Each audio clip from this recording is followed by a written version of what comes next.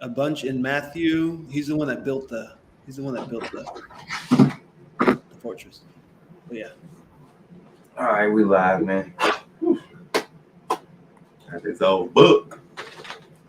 I don't know if I'm taking any notes or not, but just in case, I got it. Somewhere I got a notepad. Yes. We might not need it, but just in case. Yeah.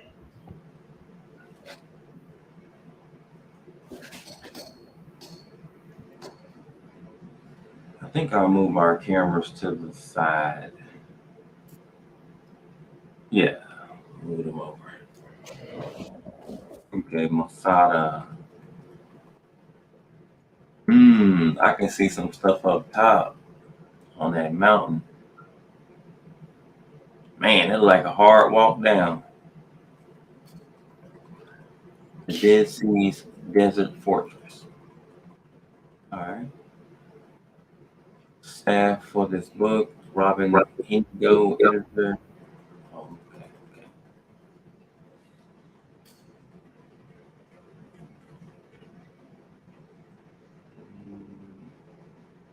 I wonder if it's like a preface. Yeah, I think so. Yeah, looks like it. Widespread acclaim. Book contents, introduction. The introduction. Wait. By these, I'm wondering. The Last Days and Hours at Masada by Naaman Avagad. Scribe, links, Qumran, and Masada by. I wonder how close this is to Qumran. To what? Qumran. Oh yeah, that's the cave, right? Yeah, it's a cave. I believe. I would say if it's pretty close. I see that last part that you was talking about. It says where Masada's defenders fail. That must be where you. Yeah. I got a question. Are you? Because I hear an echo every now and then of me. Do you have like an audio on that something of me in the background or something that's on? I don't think so, but let me check. Because I just started hearing it not long ago. Like, do you have an extra window open or something where you have like our live, the YouTube live on, or I don't know, something like that? I'm closing everything right now. I only have 3 pages open. Okay. Just checking. Cause I know I muted my other one. Yeah. Just checking. All right. So let me know. Do you want to start from the introduction, or you want to just skip the introduction and go to 1, or what do you want to? Because there's a few different parts we can go to. Do you want to start at 1, the last part? You want to let's maybe start with the introduction for a moment, and then go from there. Just to get a idea of what we're diving into. Okay. So still hear the echo? Yeah. So it's something going on in your background. I don't know what it is. So if I read, I will have to mute your background and then unmute you when I'm done, because it's going to be a continuous echo every now and then. Or you can read and I'll just listen. Because I'm sure if I hear the echo, other people who listen to it will hear it too.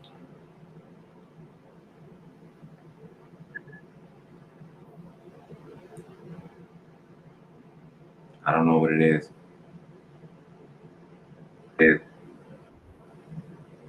I just heard it again. So what do you want to do? You want to read it? Or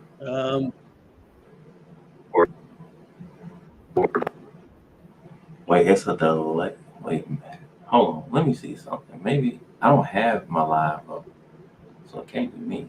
No, it can't. it's like I hear, it's like a delay. I hear myself a few seconds after, but I don't have anything of the. Were you not hearing it before? Nah. Once I started the live, I was able to hear it. Are you on YouTube at all? No, I'm just the StreamYard.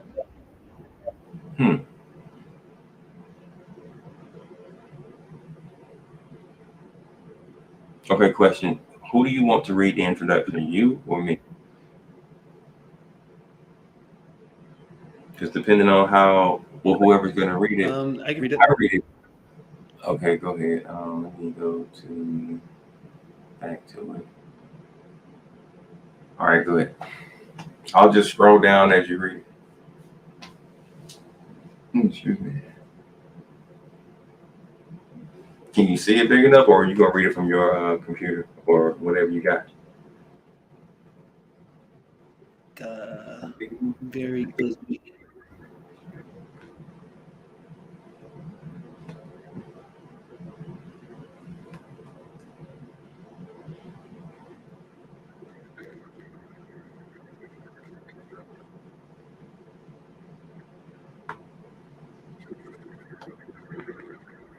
Okay, I'm ready when you're ready.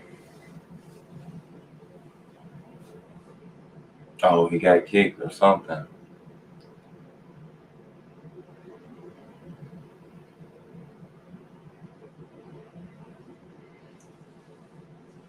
Herod's desert. I could have said desert. That's interesting. Fortress on the mountaintop of something I never even heard of, by the way. On the mountaintop of Masada has been immortalized as an enduring symbol of Jewish pride and determination. Although the stronghold was built by the Maga or megalomaniac King Herod, it was made famous as the site of the last stand between the besieged Jewish rebels and the relentless advancing Romans in the First Jewish Revolt in 73/74 AD, having spent months hemming in the rebels and hoisting a siege tower to the top of the mountain. When the Romans finally breached the Jewish defenses, they were met. Let me scroll down a little bit. So the story goes, only with silence, according to first century Jewish historian Josephus' account, the rebels chose to commit suicide rather than be captured and enslaved by the Romans. What is the archaeological evidence for the siege of Masada? Bigail Yadin's famous excavations of Herod's Masada desert fortress in the 1960s brought the final. This is the introduction right here. Okay, I'm gonna go back to the beginning of the thing. Investigation. All right, you back in, man? Yes. You got kicked out or something? I don't know what happened. Yeah, it just like dropped me. Crazy. So I did read some of the introduction. I got to the part where right here it was talked about. I stopped right there. So I did get basically some of the stuff that you told me earlier about how they was committing suicide rather than being captured and stuff like that. Oh yeah. So I didn't. It's a lot more to read from the introduction, but I was like, man, I'm tired of the introduction. I want to get to the real stuff. But if you want to read more of the introduction, no, it's good. It's good. I'm down to. Okay. Articles. Do you still hear the echo? Not right now, no. So let me see where this begins. I think there's Last just days. articles written by different people. What about the article and different people? I think that's what there's different articles written by different people. That's what this whole thing is. Oh, okay. Barren woman. Yeah, yeah, probably you're probably right. I'll read this one. Let's see. It says the precipt. Sorry, the yawn and didn't pronounce this word properly. The precipitous or toous cliffs of Masada, which rise more than 1,300 feet above the nearby Dead Sea, prevented. Oh, the Dead Sea. Dangerously high or steep, precipitous. Precipitous. Precipitous. That's how they say it. Precipitous, yeah, it just means dangerously high or steep. Gotcha. Okay, it says prevented the Romans from mounting a general assault all along the walls of the 20-acre or acre fortress. Instead, the Romans built an immense ramp in order to roll their siege engine, a huge battering ram mounted like a swing in a tower with wheels up to the base of the wall. In this aerial view to the north of, well, not of, the storerooms and administrative buildings of the northern palace appear at the top, not at the top, my bad, at the upper point of the diamond. The Roman siege ramp rises on the left near the middle of the diamond to meet the outer wall beside the western palace. The double-walled casemate is still evident at many places on the mountain's periphery. The last stand in the first Jewish revolt against Rome took place on the nearly diamond-shaped mountaintop of Masada, site of a palace fortress completed by Herod the Great. Excuse me. Jewish zealots, who occupied Masada at the start of the revolt in 66 AD, not AD, CE, held the site throughout the war and became the last outpost of resistance to the Romans after the fall of Jerusalem in 70 AD. It's AD in my head. CE. Common era. Despite, right? It means common era, right? I believe so. Or some current? people say common era. Some people might say Christ era. But then it says, despite a tenacious defense, the Zealots finally succumbed to the Roman siege in 73 or 74 CE. Rather than allow themselves to be taken prisoner and enslaved, they chose to commit mass suicide. Since Yigael Yadin's untimely death in 1984, a group of scholars has been working assiduously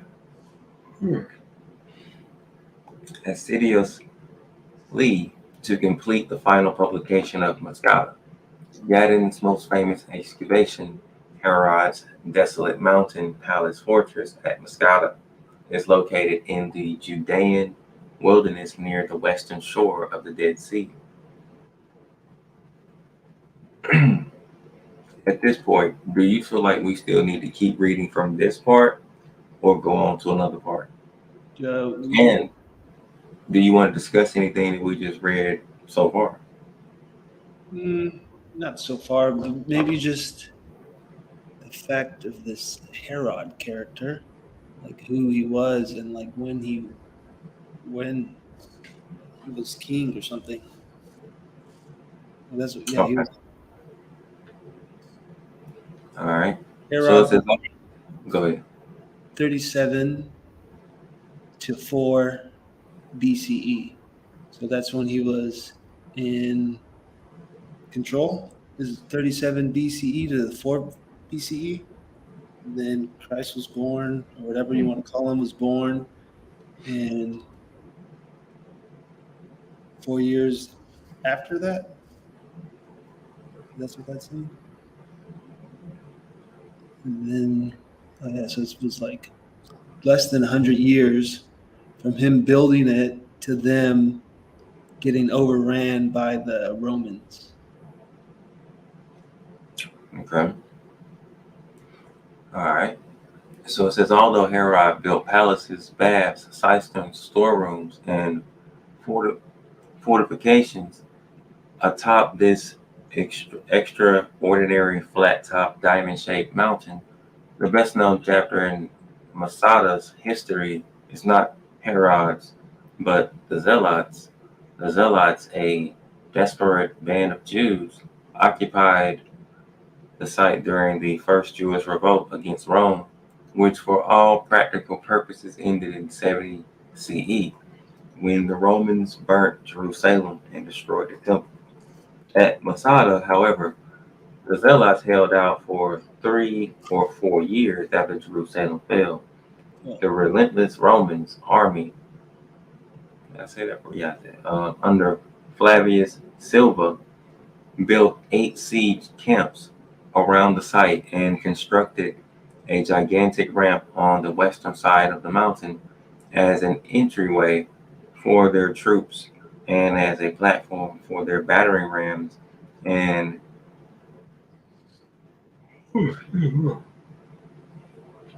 stayed missile throwing machine. Yeah, it sounds like something like that. Okay. The Roman siege of Masada is described in great detail by the first century Jewish historian Josephus. According to his account, when all was lost, the defenders committed mass suicide rather than surrender to the Romans. Each man killed his own family. Okay. Go ahead. You was going to say something? No, I'm just saying that's wild. I didn't. Yeah. Yeah, that's crazy right now. 10 men were then selected to kill the rest. One of the 10 was then selected by lot to kill the remaining 9. In the words of Josephus, 9 barred their throats, and the last solitary survivor, after surveying the prostrate multitude to see whether haply amid the shapeless there were yet one left who needed his hand, and finding that all were slain, set the palace ablaze, and then collecting his strength drove his sword clean through his body and fell beside his family. The Jewish War 730. Okay, that's just a reference. And Josephus. Excuse me. Yadin's expedition found 11 potsherds, each inscribed with a different name. That may have been the lots cast to determine who would kill their comrades. One of the lots bore the name of Eliezer ben Yair, the Zealot leader. Casting lots, the Zealots and Masada chose 10 men. Sound like they're going to say the same thing. Casting lots is like throwing dice, right? Kind of, but it's like a random. Any game that has like a random selecting of who's going to do this, like a game. Yeah. Or like when you draw a straw, like a random, and you're like, oh, your turn. You know, it's kind of like something like that. Yeah. But I'm gonna just read it because it's got some different information here. It says, casting lots, the Zealots and Masada chose 10 men to slay all the rest, says Josephus. And then casting lots for themselves, that he whose lot it was to first kill the other 9, and after all should kill himself. In a remarkable discovery, Yadin's excavation at Masada may have found the actual lots, including the one above, used in that final deadly lottery amid a vast accumulation of debris in the northern portion of room 113. Yadin uncovered 11 ostraca potsherds with inscriptions in ink bearing 11 different names. When the Romans finally burst into the fortress, they expected a battle, but they found only silence. Food remaining in the storerooms demonstrated that the defenders had not been starved out. According to Josephus, the Romans gained entry into the fortress by setting fire to a wood reinforced earthen wall. The Zealots had built this wall inside the stone fortress wall at the point where the Roman siege ramp reached the outer wall. Josephus describes this additional wood and earth, while in some detail it was built hastily, he tells us, and was intended to withstand attack from the Roman battering rams, for it was pliable and calculated to break the force of the impact. Here is Josephus' description of the wall's construction. Great wooden beams were laid lengthwise and contiguous and joined at the extremities of these were two parallel rows not with a wall's breadth apart or breadth apart, and the intermediate space was filled with earth further to prevent the soil from dispersing. I said that properly. As the mound rose, they clamped by other transverse beams, those laid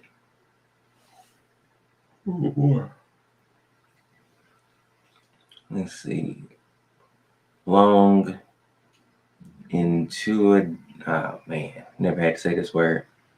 Longitudinally, like Long, lateral, like longitudinally. And then yeah. Well, Okay. yeah. Longitudinally.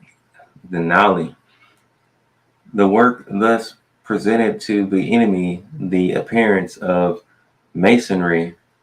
The original, I don't want to read brackets, but the blows of the engines were weakened, battering upon a yielding material which, as it settled down under the concussion, merely served to solidify it. Oh yeah, it packed it in. Crazy. And it says the wood of this partly soil wall, however, unlike stone, was not fire resistant, a fact, according to Josephus, that did not escape Silva, Roman commander. Silva, thinking it easier to destroy this wall by fire, ordered his soldiers to hurl at it showers of burning torches, being mainly made of wood. It quickly caught fire, and from its hollow nature becoming ignited right through and blazed up in a volume of flame. Okay, I might stop right here. So at this point, I'm getting border and border. Mm-hmm. So is there anything else in this that you would like to discuss? No.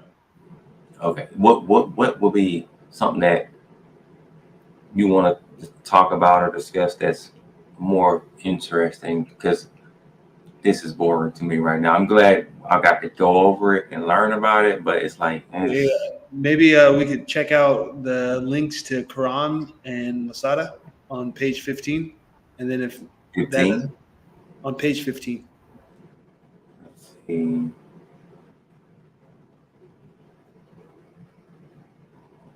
I don't know if it's page 15 in the book or PDF. Could be different. So this is page 15. Yeah, the scribe links Quran and Masada. That's the cave where they found the scrolls at, I believe.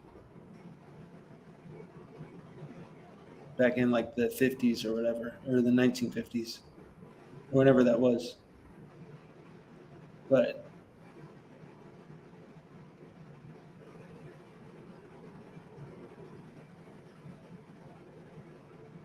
oh yeah, and then there's how you're asking how far Masada was from Quran. It's you can see that on page 16. In the PDF. Is this the one you was talking about right here? Yes, and then if you go to page 16, you'll see how like the distance from Quran to that Masada place. But Yeah, I already know it was close based off the descriptions, but so I'll let you read this one whenever you're ready.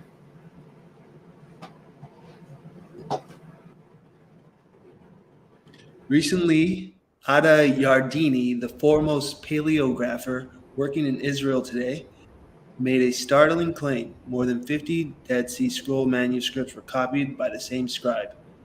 The 54 manuscripts came from 6 different caves: Karam Cave 1, 2, 3, 4, 6, and 11.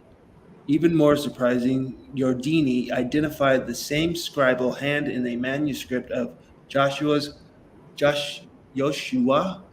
Apocryphon found 30 miles south of Karam at the famous desert fortress of Masada, the last holdout in the Israelite revolt against Rome.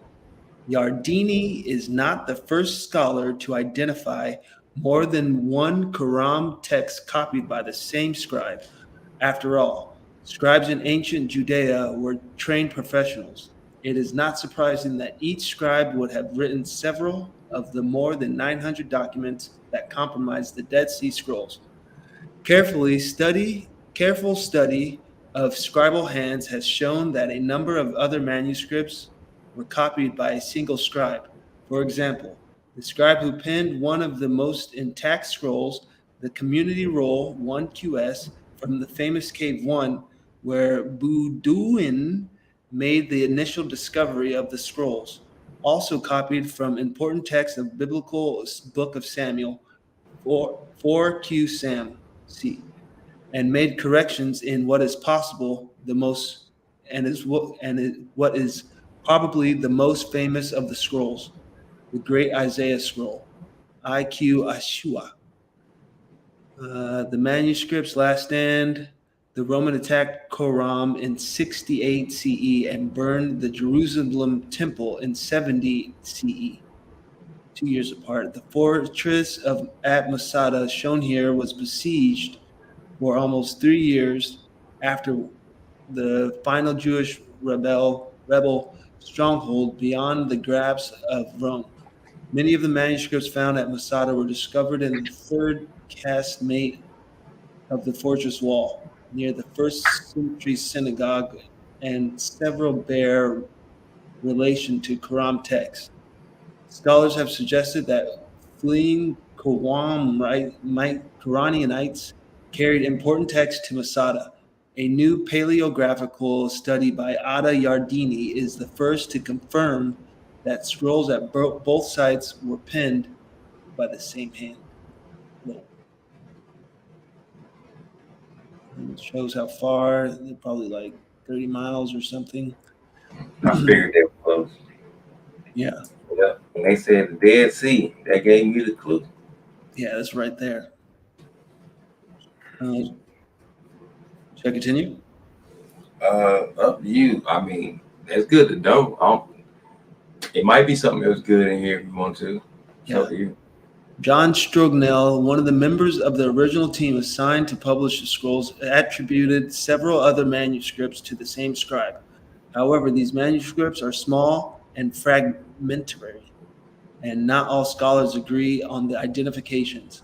Other leading scholars, including Joseph T. Malik and J.P.M. van der Poelig, have made similar suggestions, but tentatively. More recently, Eugene Ehrlich identified the hand of the scribe who wrote 3 manuscripts found in different caves. Those are just 3 different books that they found in the cave. He described this scribe as having an elegant, careful, distinctive hand that is immediately recognizable. Ehrlich's identification is thoroughly documented and is likely to withstand scholarly scrutiny better than some of the earlier identifications. But I want to get this guy's name. Huh? I want to write this guy's name down. Oh, okay.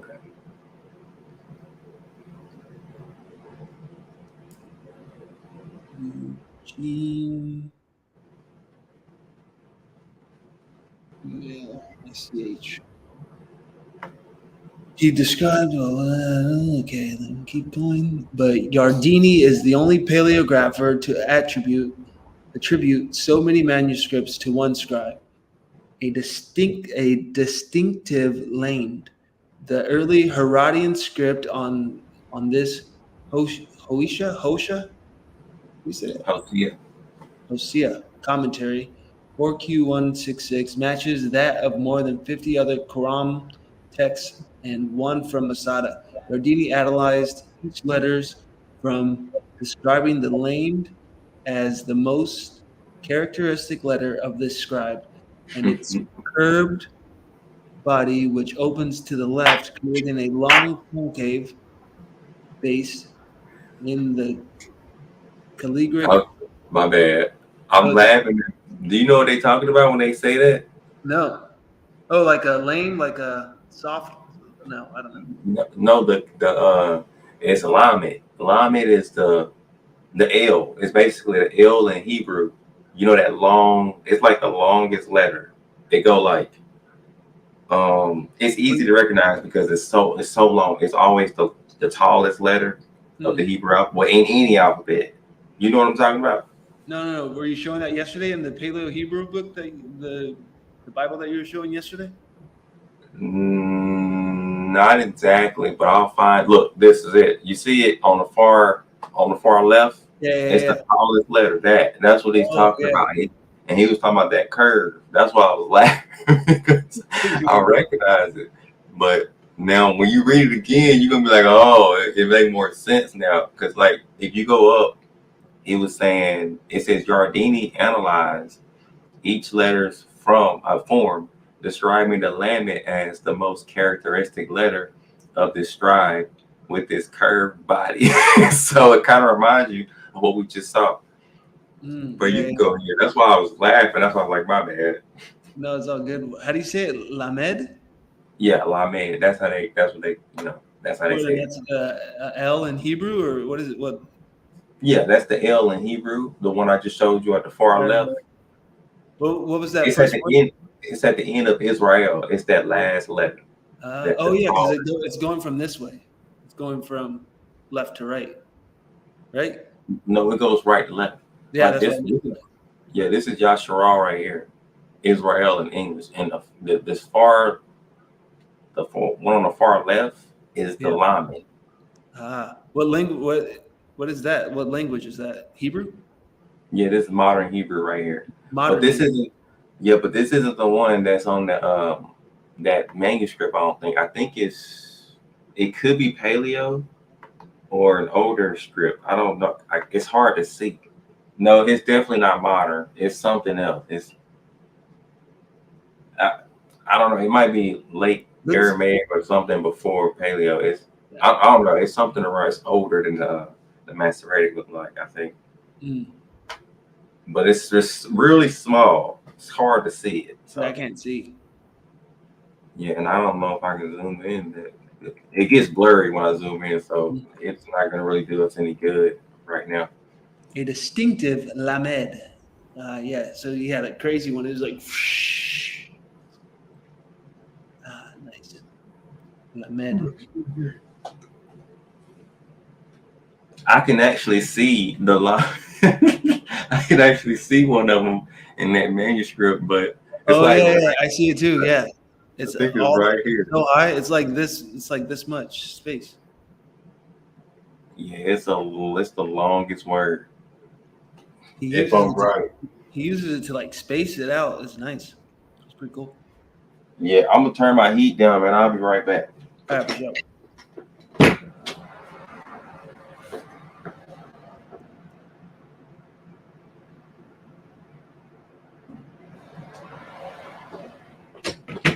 All right, I'm back.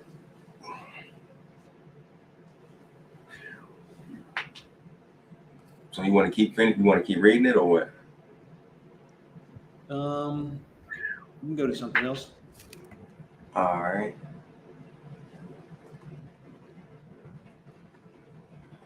So, are we done with this whole Masada thing? You want to like look at something else or read some scriptures? Yeah, we can do whatever. Let's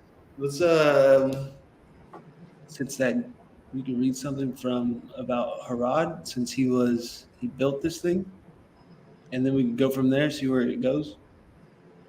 I'm thinking or whatever. something Yeah. that I'm thinking something that would benefit me spiritually before I go.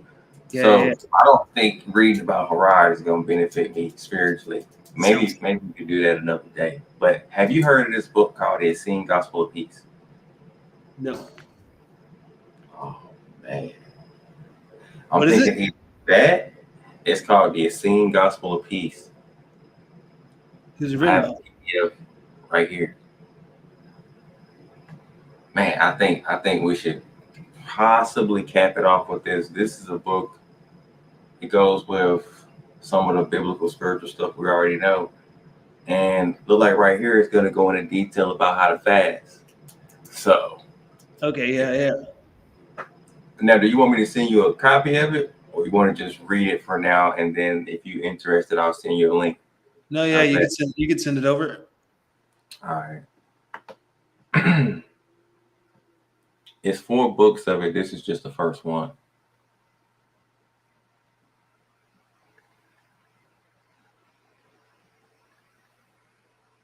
Oh, I was right there the whole time, and I hit something totally different. Let's just say it. Okay, there it is. All right, let's read this, baby. Let me make sure it's where I left off. Renew yourselves and fast. Nah, I'm gonna start right there. Love it. Love it. Okay, let me just see what's up right here.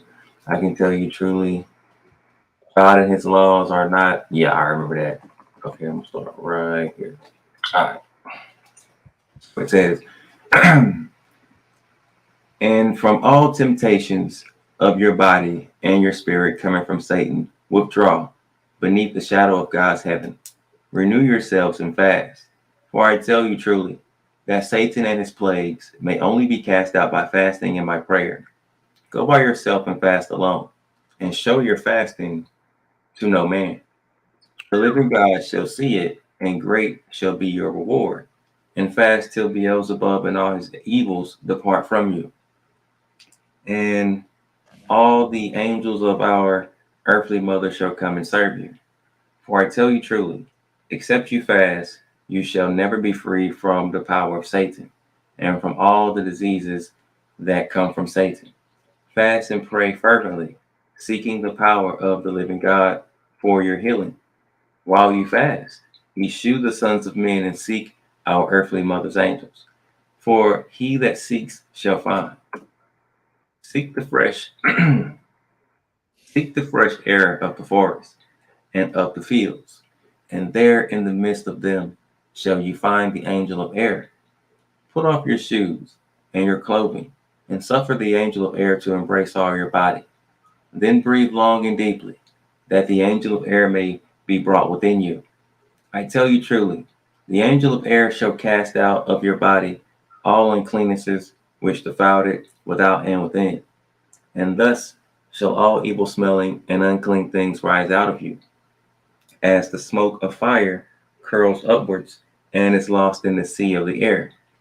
For I tell you truly, holy is the angel of air, who cleanses, who cleanses all that is unclean, and makes all evil smelling things of a sweet odor. No man may come before the face of God, whom the angel of air lets not pass. Truly, all must be born again by air and by truth. For your body, breathes the air of the earthly mother, and your spirit breathes the truth of the heavenly Father. After the angel of air, seek the angel of water. Put off your shoes and your clothing, and suffer the angel of water to embrace all your body. Cast yourselves wholly into his enfolding arms, and as often as you move the air with your breath, move with your. Did I read that right? Let me make sure I read that right. Cast yourselves wholly into his enfolding arms, and as often as you move the air with your breath, move with your body the water also. I tell you truly, the angel of water shall cast out of your body all uncleannesses which defiled it without and within. And all unclean and evil smelling things shall flow out of you, even as the uncleannesses of garments washed in water flow away, and are lost in the stream of the river. I tell you truly, holy is the angel of water, who cleanses all that is unclean, and makes all evil smelling things of a sweet odor. No man may come before the face of God, whom the angel of water lets not pass. In very truth, all must be born again of water and of truth. For your body bathes in the river of earthly life, and your spirit bathes in the river of life everlasting. For you receive your blood from our earthly mother, and the truth from our heavenly Father. Think not that it is sufficient that the angel of water embrace you outwards only. I tell you truly, the uncleanness within is greater by much than the uncleanness without.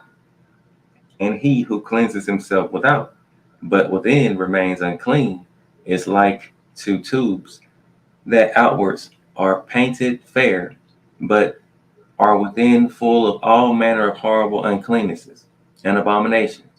So I tell you truly, suffer the angel of water to baptize you also within, that you may become free from all your past sins, and that within likewise you may become as pure as the river's foam, sporting in the sunlight.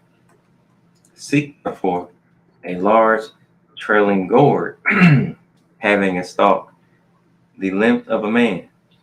Take out its inwards, and fill it with water from the river, which the sun has warmed. Hang it on the branch of a tree, and kneel upon the ground before the angel of water, and suffer the end of the stalk of the trailing gourd to enter your hinder parts, that the water may flow through all your bowels.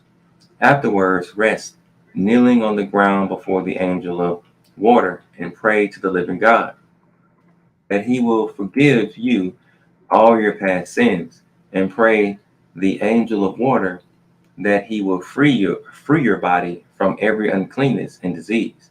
Then let the water run out from your body, that it may carry away from within it all the unclean and evil smelling things of Satan. And you shall see with your eyes and smell with your nose all the abominations and uncleannesses which defiled the temple of your body, even all the sins which abode in your body, tormenting you. Ooh, man, it sounds bad. Tormenting you with all manner of pains. I tell you truly, baptism with water frees you from all of these. Renew your baptizing with water on every day of your fast, till the day when you see that the water which flows out of you is as pure as the river's foam. Then betake your body to the coursing river, and there, in the arms of the angel of water, render thanks to the living God, that he has freed you from your sins. And this holy baptizing by the angel of water is rebirth to the new life. For your eyes shall henceforth see, and your ears shall hear. Sin no more.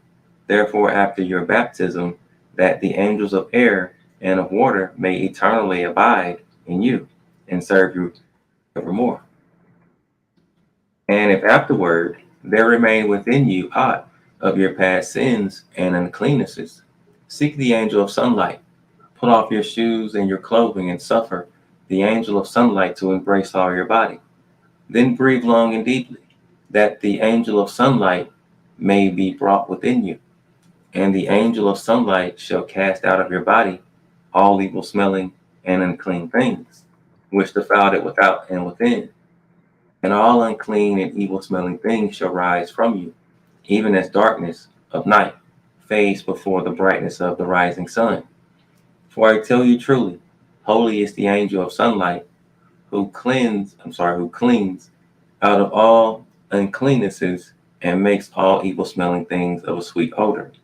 None may come before the face of God, whom the angel of sunlight lets not pass. Truly all must be born again of sun and of truth, for your body basks in the sunlight of the earthly mother. and your spirit bask in the sunlight of the truth of the Heavenly Father.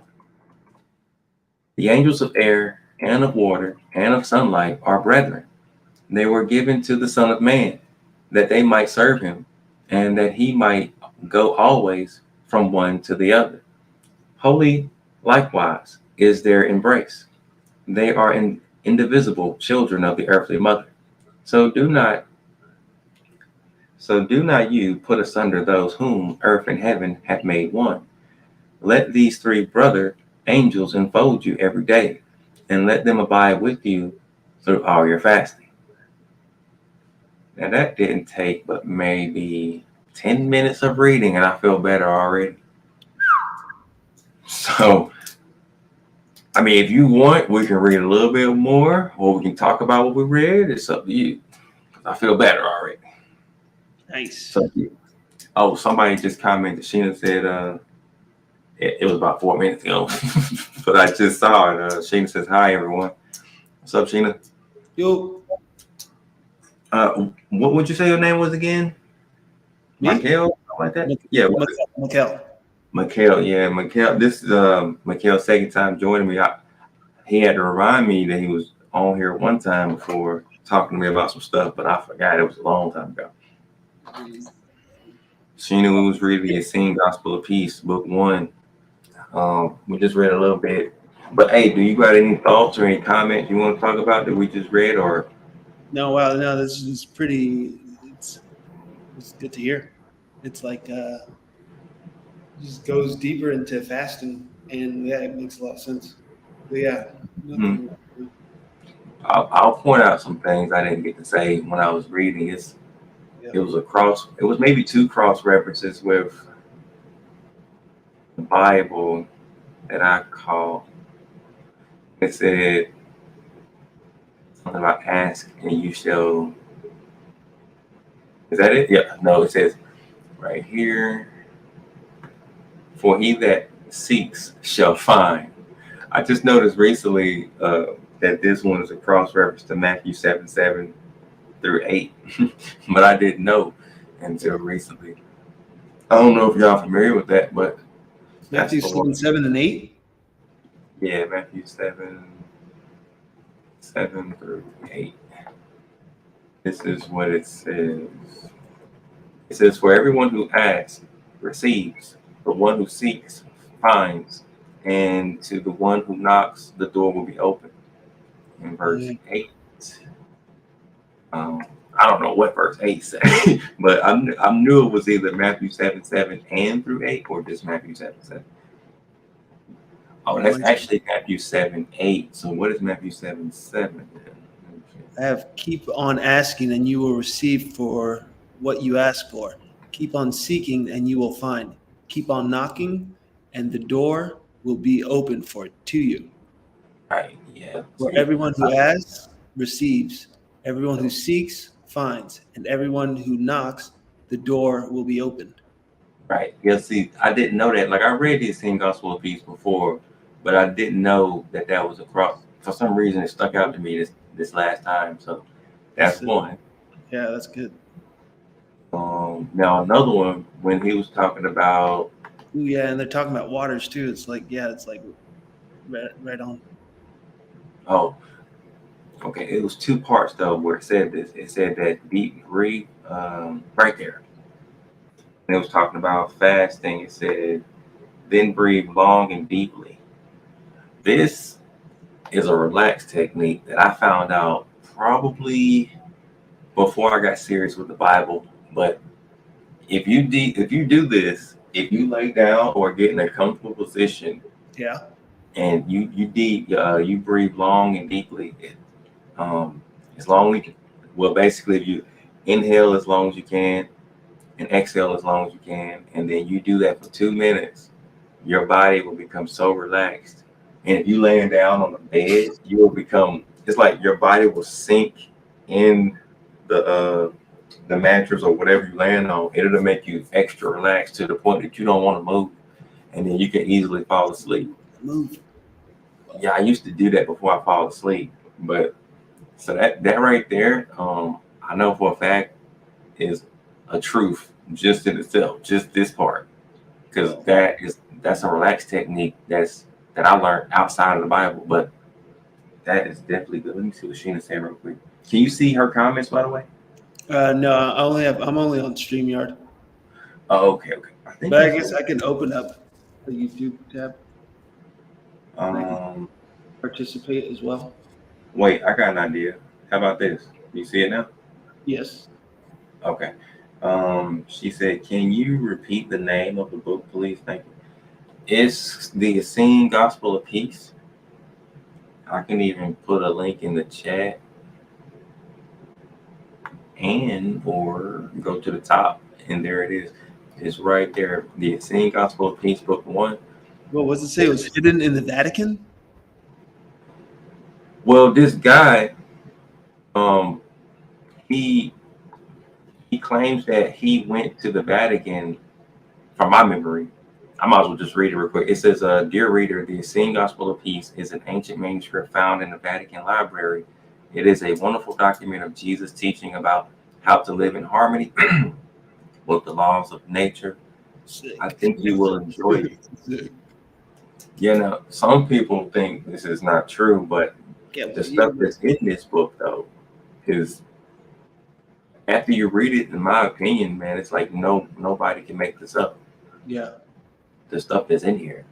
Then even when it says like, where is it? It said something about. I can go back to where I was reading. My bad. Yeah, I have it open still. It says, "Renew yourselves and fast, for I tell you truly that Satan and his plagues may only be cast out by prayer, by fasting and prayer. Go by yourself and fast alone, and show your fasting to no man." And that's what it says, where it says like go into a closet and like how to, like how to hide just like it says go into a closet and pray or whatever. And like when it says closet, it just means like a secret spot. And then that's what it said, or that's what like the Greek word for closet is, like secret. And so it says go by yourself and fast alone and show no fasting to your man. So it's like it's kind of like saying the same thing almost. Yeah, but this also came to mind too when I was reading it, but I didn't say anything. So this is another cross reference potentially. This is Mark 9:29. This is when the fasting and prayer thing came up about casting out demons, I believe. I'm gonna start at 25. It says, "When Jesus saw that a crowd came running together, he rebuked the unclean spirit, saying to it, 'You spirit that keeps this boy from speaking and hearing, I command you, come out of him and never enter him again.' After crying out and convulsing him terribly, it came out, and the boy was like a corpse, so that most of them said, 'He is dead.' But Jesus took him by the hand and lifted him up, and he was able to stand. When he entered the house, his disciples asked him privately, 'Why could we not cast it out?' He said to them, 'This kind can come out only through prayer.'" Now this one only says prayer, but it says right here, it says other ancient authorities add and fasting. So depending on what manuscript people are going by, some say this kind can only come out by fasting and prayer. Yeah, he was like, it just says by prayer. He can't be helped only with fasting and prayer. You say what? I was saying that Jesus was saying that he can only be helped by, like, you got to leave him alone. The only thing that's going to help him is fasting and prayer, pretty much. And then they kept on like pushing for money.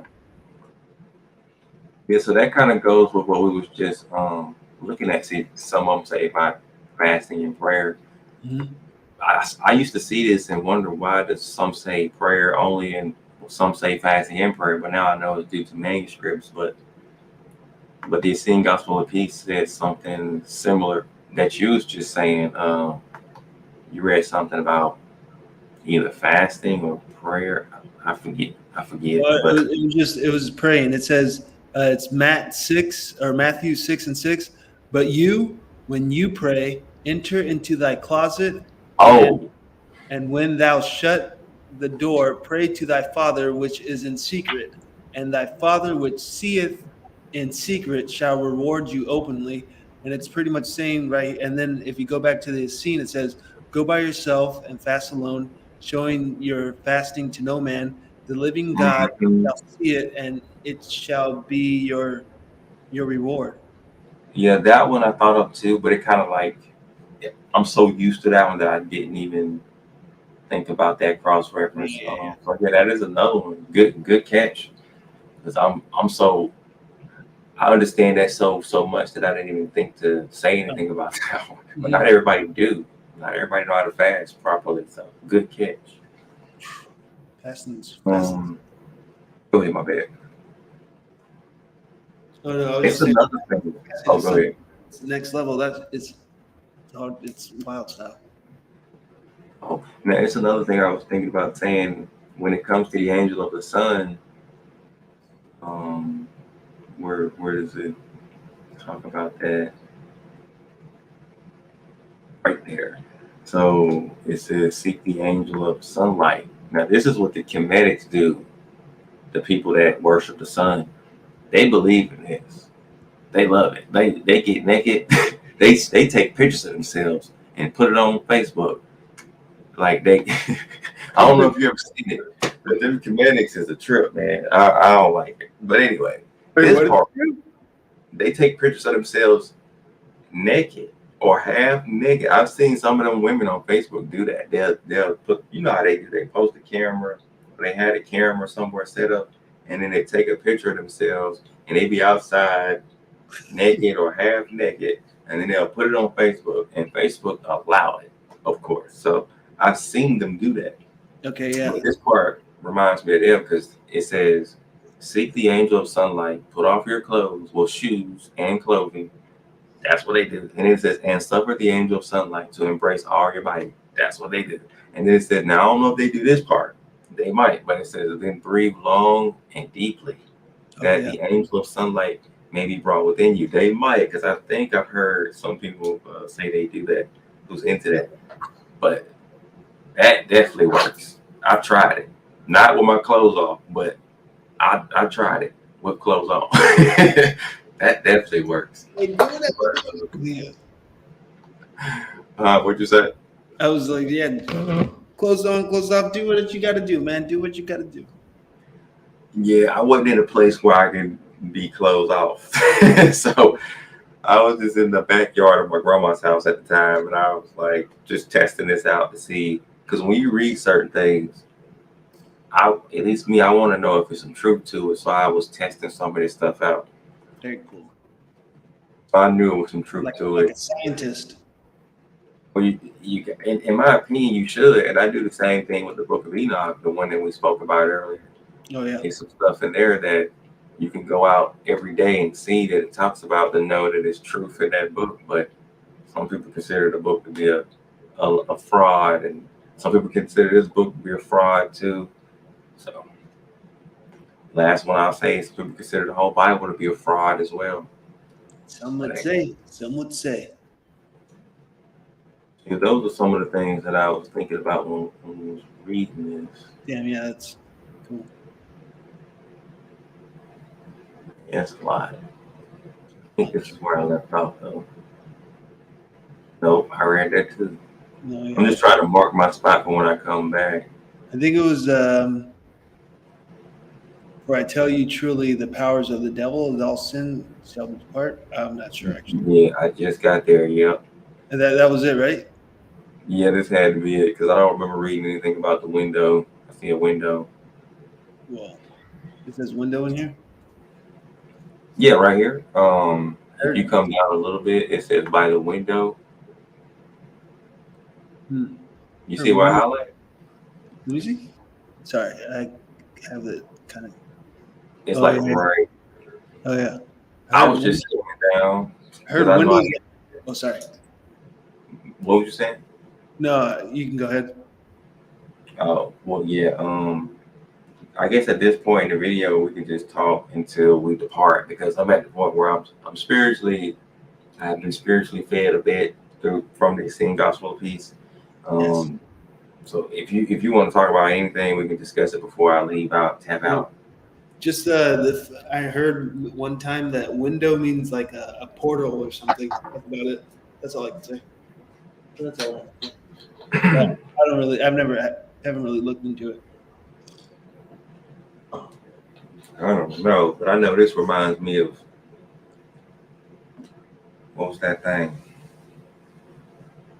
I wouldn't say that it's not true because in my dreams, the first thing that I remember being a portal was the ground, like the pavement, like a sidewalk or a driveway. I remember, and that's weird because it's a solid thing, but in my dreams, I remember it was like this driveway or this sidewalk was just it started to I think it started to move or it started to wobble or something like that. And when it did it, that meant that it was time for me to jump through it. Whoa. But I didn't know that the first time around, so I waited a little bit and then it did it again.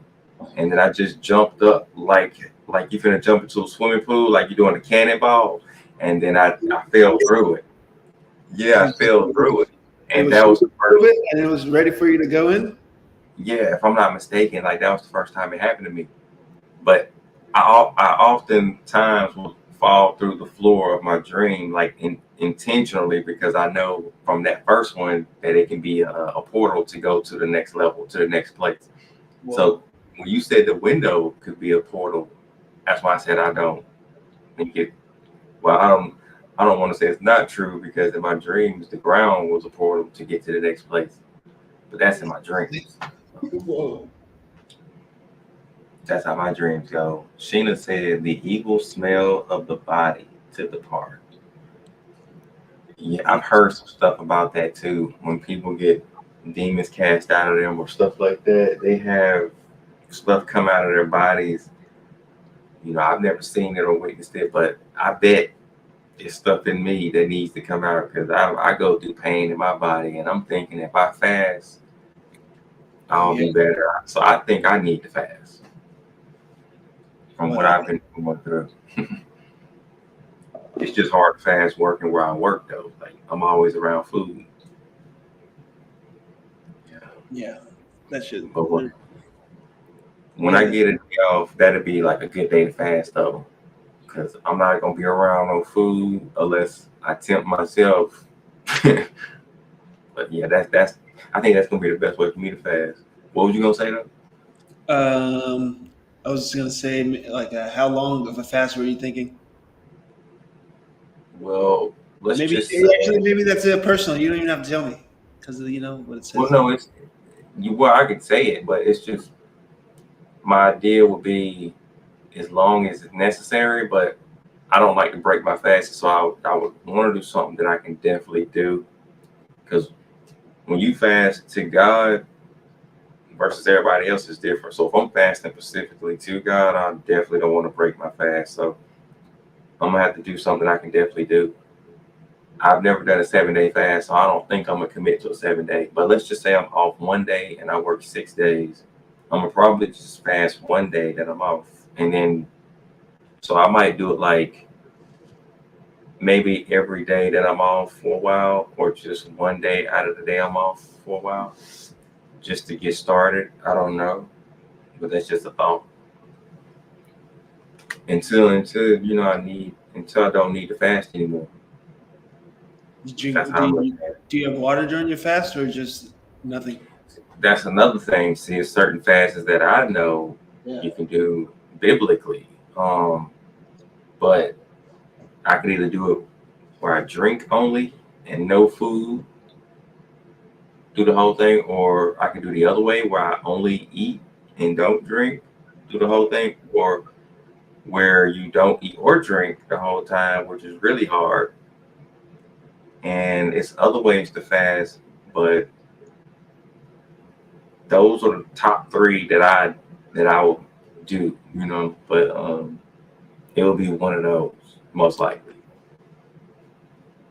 I will probably go with just drinking and no food, or either no food and no drink for a while, because those are the 2 that seems easier for me. Because I don't know, it's something about eating without being able to drink, that's just difficult for me, depending on what you're eating. Because certain foods can make you so thirsty This is true. afterwards. So I'd rather drink than have something to eat. Yeah, That's just me. just straight water. That's it. Yeah. Water, juice, whatever, smoothie. Yeah. Long as I can make it through it. That's how I look at it. You got it. You got it. Whatever you need, you got it. My friend, whatever you want, you got it. Okay, now question, did you want to come back another day and do you said something about reading about Herod. What was it you said about Herod after we finished with the book from Mascata? You wanted to read on Herod. I was just trying to really just understand who that he was, but I guess it's all there. I just have to put it together myself, really. Just to. So you basically want to study Herod? No, not at all. I want to study all of it. I just want to get more of an understanding of like the time and like the landscape of what was going on during that time. Okay. That's all I was going for. Once you get past 3 days, you are good to go. Oh, well, Sheena, I don't know if I'm gonna do a 3-day fast. I don't know if I've ever done a 3-day fast for God. Let me say, because I've been brokenhearted to the point where I didn't really want to eat for 3 days, but that was due to a woman, not that this wasn't a fast towards God. So, and I probably did try to eat. I don't know if I can eat a lot, but yeah, that was different. So, well, ladies, but yeah, I was just saying. I don't know what I was saying. Yeah, Herod. That whole time frame, I guess. Okay, hold on, I'll be right back. Let me turn this heat down. Yep.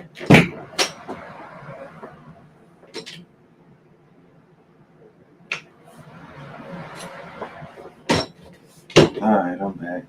Oh, excuse me. Man, well, shoot, man. Thanks for getting me on here tonight, though. I ain't know if you was gonna show up. So. Oh yeah, thanks for having me, and yeah, thanks for talking with me. No problem, man. If you want to do it again or reschedule or whatever.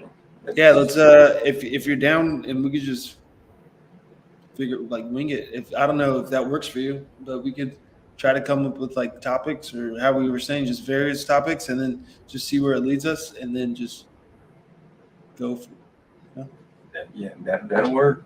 And then how we just cut and went to this. That was nice.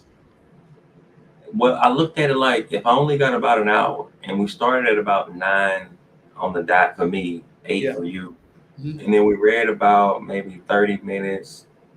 I was thinking, well, if I only got 30 minutes left, I would like to get some read scriptures. Scriptures came to my mind. I wasn't even thinking about it being sing gospel piece at first, I don't think, but I was thinking maybe we should finish it off with that. And then I have been reading this lately because I need to read it again for something inside of it that I keep thinking about that I need to find again. So I'm gonna have to track it down. But man, it's been very, very good to read. It's so good that I can't read it as fast because stuff that we just read, I had to stop kind of about right there because it was so good. I'm like, man. No, yeah, and that's good. And then we're going back to the Bible, which is it's yeah, this book was so good, man. It may still be this way with me, but man, it was like if out of all the books I got, this would be the only book that I would take if I couldn't take no other book because it was that good. So you take this book over the Bible? Yeah. Nice. It's still that good. It's like how big? How many pages is it? Is it just not like a book? Let's see. Oh wow, it's an actual book. Yeah, it's like going on 300 pages. And this is the one that the guy found in the Vatican? Yeah, it's 4 volumes, 4 books in one. It's 294 pages, but basically it's the way I view it is let me put the book a little bit closer in here for you so you can see it. trying to get it in there. It's not that big. No, You yeah. know, it's something you can read through kind of quick, but the stuff that's in it, like when you read just the first book, the first book talks about how you can learn to listen to God. Like, this is what I was reminded of. You can learn to listen to God and find out God's laws or, you know, things like that without reading the scriptures. When you read the Bible is something that keeps you, it somewhat keeps you reading it. Not that it's a bad thing, it's a great thing in my opinion, but the Bible kind of handicaps you to always have to read it, depending on your understanding of it. But this, you don't have to. This gives you an option. It's like, because it tells you that it gives you like you can kind of go back to the way Adam and Eve used to just learn about God and listen to God, because back then, you know, they didn't have scriptures. But before all these writings, they didn't have it. So it kind of teaches you how to go back without the writings. So if I couldn't take anything else but one book, this I get what you're saying. Yeah, because this teaches me to not go by any books anymore. I can just learn to listen to God and follow His laws without the Bible or any books, any writings. Because you know these things can be burnt. These things can be torn up, taken from you. And if it came a day where you don't have it, what you gonna do? You know what I mean? Yep. Like if you never could get, just imagine all this money I spent on books, thousands. Just imagine if I could never get it, never use any of them anymore, ever. And I'm only 37. Let's just say I live to be 67. That's almost another half of my life. And just imagine if I could never use any of these books anymore. By force, not by choice. Yeah. I know what you're saying. So just imagine if you can never use it again. This teaches me not to be dependent on the writings anymore. I'll still be okay. That's why it's one of the most important books. So, and there's other stuff in there too, but yeah, man, that is just very valuable to me. What do you think it means when it says heavenly mother, earthly mother? Oh yeah, that's just talking about the earth. Oh, okay. He goes into detail about it. Yeah. And we heard of it before, but we heard of people say, "Oh yeah, Mother Earth." Yeah, that's how we used to hear it. But basically, Mother Earth, he breaks it down that it's your mother because she bore you. Yeah, it makes sense. It's like I'm thinking about it. It's like dirt or something. Yeah, it's like literally where we came from. Yeah, like we came from the earth and we're going back to it. So that's why they call it earthly mother. Before the part that I came in reading where I left off at, he broke it down, but you didn't get to hear that because I was already past that part. Does it say mother in the? Huh? Oh yeah, that's like one of the first things. Mother of humans. Point of departure or division. EM. Oh, you looking at it? No, I'm looking at the Hebrew word for mother, which is EM. See, here's trying to get an idea. Em. As bound the family. Yeah, I found some of it. So this is a part of it that's might be talking about it. It says, oh, yep, I see it. So the part right above it, let me go up a little bit. It says, because when Jesus said this to them, they was confused. So, like the very beginning, look, it says, and then many sick and maimed came to Jesus, asking him, if you know all things, tell us, why do we suffer with these grievous plagues? Why are we not whole like other men? Master, heal us, that we too may be made strong and need abide no longer in our misery. We know that you have it in your power to heal all manner of disease. Free us from Satan and from all his great afflictions. Master, have compassion on us. And Jesus answered, happy are you that you hunger for the truth, for I will satisfy you with the bread of wisdom. Happy are you that you knock, for I will open to you the door of life. Happy are you that you would cast off the power of Satan, for I will lead you into the kingdom of our mother's angels. If I said it right, for I will lead you into the kingdom of our mother's angels, where the power of Satan cannot enter. And they asked him in amazement, who is our mother, and which her angels, and where is her kingdom? Your mother is in you, and you in her. She bore you, she gives you life. It was she who gave to you your body, and to her shall you one day give it back again. Happy are you when you come to know her and her kingdom, if you receive your mother's angels, and if you do her laws. I tell you truly, he who does these things shall never see disease. For the power of our mother is above all, and it destroys Satan and his kingdom, and has rule over all your bodies and all living things. The blood which runs in us is born of the blood of our earthly mother.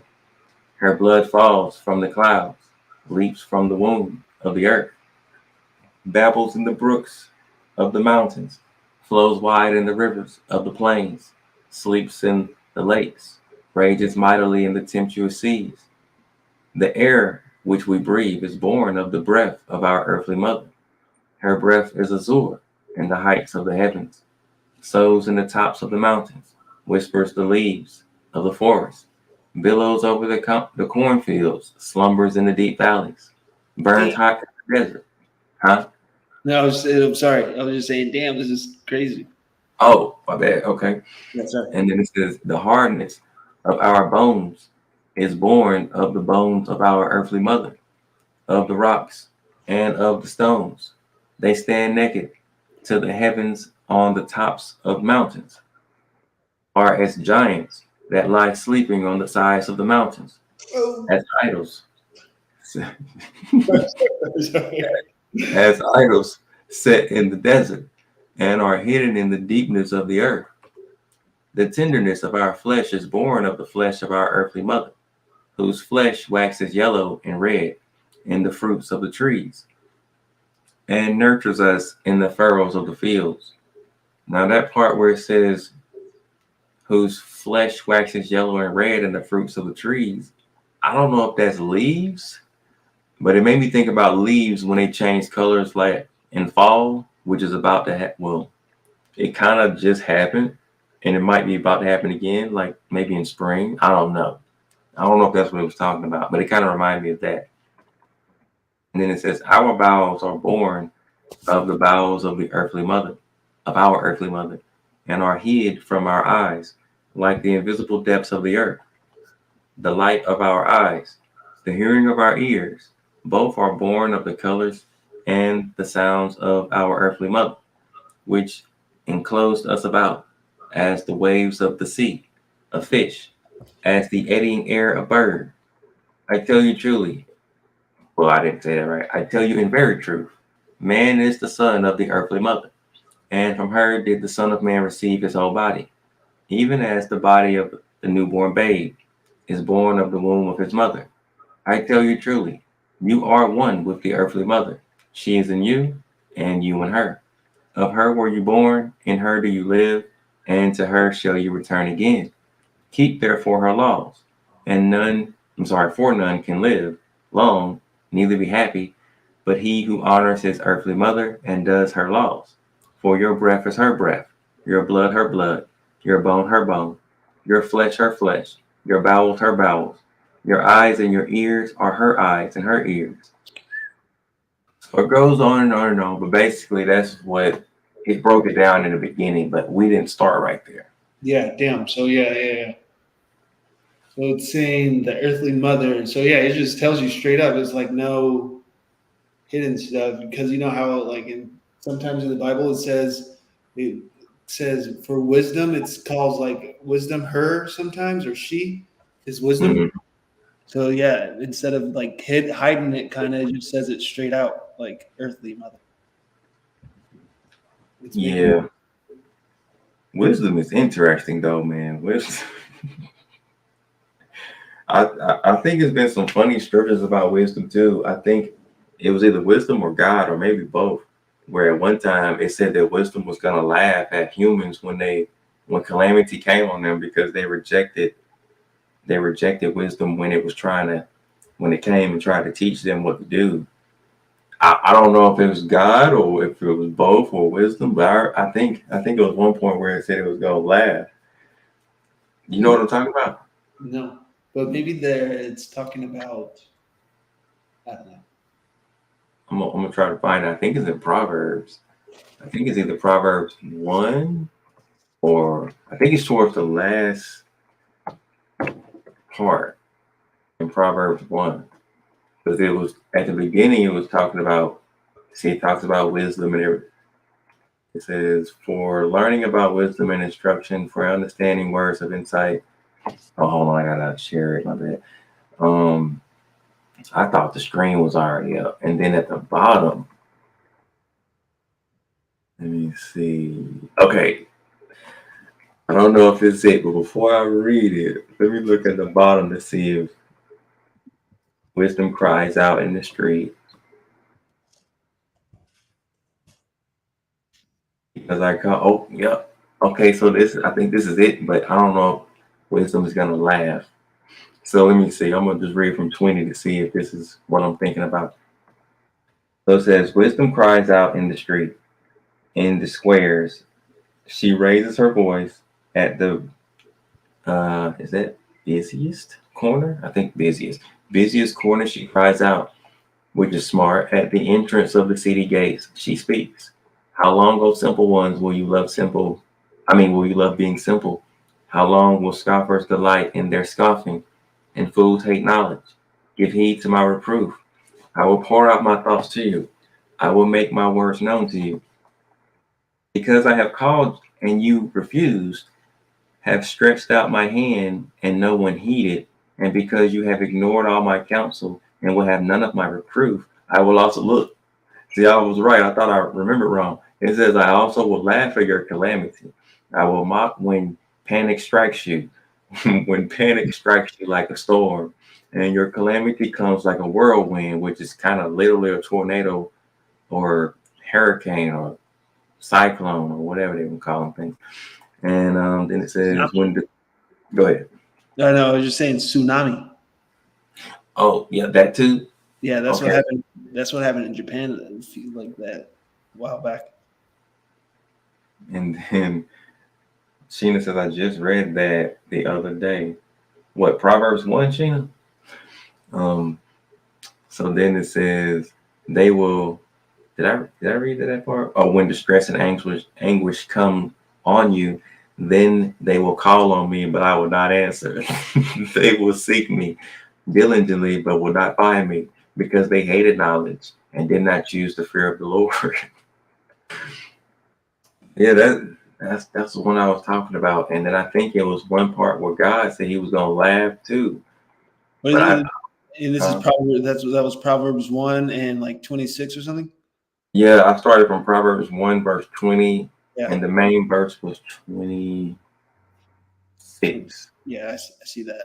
It says that in the KJV. It says, "I will laugh at your calamity. I will mock you.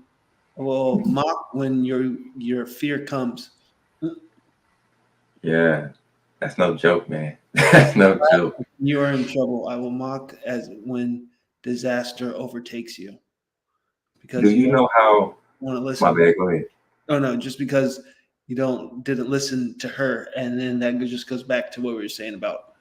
I was just saying to her being how the scriptures say her as in like the Mother Earth or whatever, and then her as in wisdom, which is like carnal and like fleshy, and then it's spiritual. Like the wisdom is flesh, and then the earthly mother is like the physical stuff.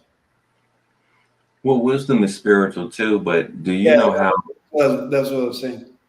Do you know how this is going to happen? Well, how when it says wisdom cries out in the street, do you know how that takes place? Like when people read the Bible on the corner? That is that, but it's also, I don't want to say it's not that at all. Would it be Revelations 11 and 3? Revelation 11:3. Is that what those two witnesses? Is that Yeah. about those? Yeah, when they talk. It's like, yeah, it's like that too, but it's basically when wisdom enters into a person like a prophet, and then they go and they warn the people, and then they, like Jeremiah, for example, and then they, you know how they treated Jeremiah. They laughed at him, they wanted to kill him, and Jeremiah was so afraid he didn't even want to preach anymore, but he couldn't. He couldn't stop because there was a fire inside of him, so he had to do it. Oh yeah. but that's kind of what it's like. Yeah. So you're not wrong on what you're saying. It says, I will give power unto my 2 witnesses, and they shall prophesy for 2,203 days, clothed in sackcloth. Mm-hmm. And that's verse 3? Yes, 11, Revelations 11:3. I will give power to my 2 witnesses. They will be clothed in burlap and will prophesy during those. What? Yeah, that can count too. But if it falls in line with it, but specifically that one was talking about at the gates, and I specifically remember like certain prophets at the gate prophesying to the people that were walking by. But this one doesn't say anything about a gate yet, but I don't know if it did before or after. It still may count though. Well, yeah, wisdom is spiritual too. Yeah, I think that's what I was saying. Wisdom was spiritual, and then the earth is like the carnal, the flesh, or like just like man or something. Okay. But yeah, how they say she is just interesting. Gotcha. Well, shoot. Hey, if we did come back to do more of the Herod, when would you want to come back to read up on that? Whenever I'm free, like around the same time, 8 o'clock, 9 o'clock, pretty much. And this gives me something to, gives me someone to speak to, and gives me something to do. So whenever you're available, really. Okay. Well, I'm free. My schedule's. I'm not tied up with anything right now. So, yeah. If you want to, we can try to do it again tomorrow. What's tomorrow? Tuesday. Tuesday, yeah. We can try tomorrow, or we can try another day. Yeah, I'm with it. All right. So about the same time. Yeah. What time do you want? 7:30. Do you want to try 30 minutes earlier, or you want to just keep it 8:30, 7:30? We could do. Today I could do 7 o'clock. So 7 and 8. 7 for me, 8 for you. Today I ran to the store after I got out. That's the only reason why I said 7:30. Yeah. Okay. I think even if we say 7 to 8, we'll probably start a little bit after that. Yeah. but yeah, we can definitely push for it. What was you gonna say though? No, I was saying whatever works for you, really. Like 7 is fine. 7:30 is fine. If you want to do 7, 6 is even good. But I think 7 would be best for me. Anytime after 7, like 7 is good. All right. Well, let's try it at 7 to 8. And now, for everybody who's out there, you're in what Central Time? I don't even know. I'm an hour behind you, or whatever that means. I think that's Central, and then I'm Eastern, so I think that will be, what is Mountain? I forget if Mountain and Pacific. I think Pacific is 3 hours behind, so that'll be 6 Pacific time, I think, and Mountain will be 2 hours. I'm in CST. CST? Yeah, Central. Central Standard Time, yeah. Okay, and I think Mountain is 2 hours behind me, so that's, if I'm right. Man, I can't even focus. But anyway, it's gonna be 7 Eastern time. No, 8 Eastern time, 7 Central time. And then, so do you already have the PDF or whatever we're gonna be reading from already, or you got to find it? That I'm reading from for what? You said you wanted to like learn about Herod, the timeline, and all that. Oh yeah, no, I don't have anything. Oh, okay. So we'll have to find it on the spot. Or do you want to look like? I could put something together. Okay, yeah, that's what I was gonna say. Because if not, we'll just have to find it on the spot, which would be cool. Because I'll be doing studies like on the spot, so I don't care. If you don't get anything before the study, that's cool. I'm the type of person that doesn't mind to just do it on the spot. So if you don't get anything, then you don't. It don't mean that we don't got to do it. Because I know some people to this day, it's people that we haven't done studies and topics and conversations because they felt and thought that they should be more ready and more prepared.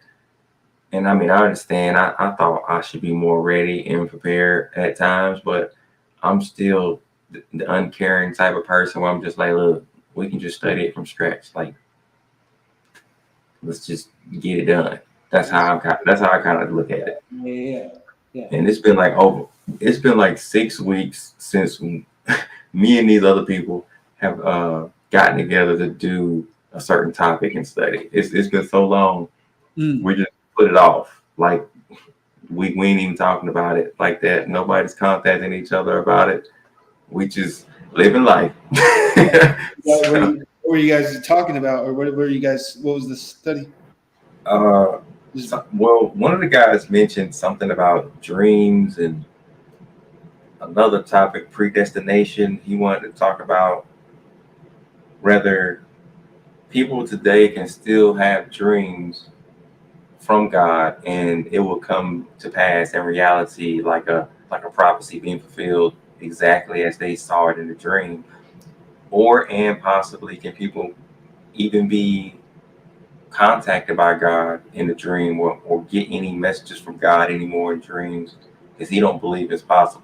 Now, I don't know if that's exactly word for word how he said it, but that's kind of in the category of what he was saying, that he wanted to study because he don't think it's possible anymore. And so we was going to do a study on dreams, and we haven't done it yet. They want to be more ready, but by the time we do it, if we do it, we should be. To me, I got a lot. I can just stop where I'm at and just go with what I got. But the longer it takes, we just get more information. But if and when that happens, that would be one. The other one, he was talking about predestination. He don't think, if I'm saying this right, I think he don't think that predestination is a thing, or that people were predestined before the world began, or however Paul describes it, because he says that, and he thinks that nobody else is for predestination except Paul. He was like, where else does this occur? And so he wants to talk more about that. So Paul was writing letters to the churches, right? Yeah, I think some of them or most of them was, but I don't know if all of his letters was to the churches. It could have just been to certain individuals at certain places, but because some of his letters that's outside of the Bible aren't to anybody. Like some of them was just there, and some of them is just about events that took place. So, but in the Bible, they might be all addressed to certain people, churches, or groups. I can't confirm that. Yeah. But what was you gonna say though about it? Nothing. I was just asking. Yeah, but you basically, I think that comes down to like people being against Paul. I think that's what that comes down to. Some people just so against anything to do with Paul that they just disagree with what's in Paul's writings. And I think that's a part of what it comes down to with him. with that guy? Yeah, because he's one of those that don't think, well, based on the path he took, it's like Paul was, and I think to him, Paul isn't an apostle, like a real apostle. Like, I think that's something that we was talking about too, but we didn't get to go deep into it, So he might not think Paul is a legit apostle, because I think when we was talking about it, he was saying like, under what authority, like who made him an apostle? And we was discussing it. So it's like, some of his thoughts and beliefs on that is different. So, and I think I was trying to give him a view. Like, let's say that the 12 got their apostleship a certain way. They all seen Jesus or whatever, but Paul may have gotten his later directly from Jesus, but it was another. They wasn't there. So I basically tried to give him like an analogy to say, let's just say, because back in the day, certain prophets would get certain visions or information that other prophets didn't get. Does it make their visions or information from God less legit or not legit at all? It's kind of like that. Like, just because Paul got it later on or not with these other prophets, like basically it's like saying Isaiah isn't a prophet because who gave him that authority or who made him one? Even though he was after Moses, it's like you can take any prophet after Moses and say, well, who made him a prophet? Who made Amos a prophet? Who made this person a prophet? Yeah. It doesn't really make it legit because you say it. That's kind of what it's like to a degree. It's kind of similar to that. Didn't Paul link up with like at least one of he talked to one of the 12 at least, right? Like one of the 12. He talked to more than one of the 12. He talked to James. He talked to Peter. He withstood Peter to his face. I mean, and it's like other writings. They're homies. These people are silly. Yeah, but it's like he goes by a lot of other writings that's not in the Bible. Not that I don't either, but I'm just saying he went down a path that went against Paul. It made Paul the enemy, and Paul it's probably based on some of his understanding, because I think after all these conversations and discussions, that might change, because it seems like it's already starting to change, but we're at the beginning of it. We were just getting started. So I think the more we can do it, the better it'll go, God will. And also another thing that happened, that was the benefit from the first topic we did, me and these two guys. One of us believed in the Trinity, 3 gods in one, and 2 of us believed in just one God. And the one who believed in the Trinity, after we was done our 5-week study of going over, how Jesus and God are one, covering the Trinity and all this other stuff, he changed his. Well, I'll give God the credit. God allowed him to change his view and understanding to believe in one God. He no longer believed in the Trinity, which I didn't think was going to happen, because it was something that was going on with me and somebody that I'm supposed to marry, according to my understanding. She believes in the Trinity. So it's like, how can I marry her? But if we differ on that belief. So that I was thinking about during that study. I'm like, man, this isn't going to be, I was losing faith. I didn't even say it to nobody. I'm like, man, this is probably going to be this way until the end. I'm like, man. And then all of a sudden he reveals that same video that he no longer believes in the Trinity. I'm like, well, that strengthened my faith, because I'm like, if this person I'm supposed to marry believes in the Trinity and I don't, how are we going to marry? But God revealed to me that if he can change his belief in 5 weeks, he can change the person I'm supposed to marry's belief in time as well. So I'm like, that helped me out. Oh, yeah. So yeah, it's beneficial talking about these things and studying, but I didn't know we was going to do all this. So. Yeah. I don't even know how we got down that rabbit hole, man.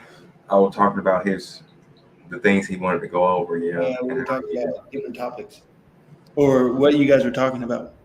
Right. Yeah. I'll say this too before we go. Mm-hmm. I don't agree with everything Paul said, but some people don't agree with Paul so strongly. They go a whole nother way with it. Like, some people hate Paul so much. When you say Paul's name to them, they're like, ugh. They don't want to read anything about Paul. Those people are just being silly. That's how some people. I know people like that. Where they're just like so into the Bible that they have to find something that they hate about it or something. It's just,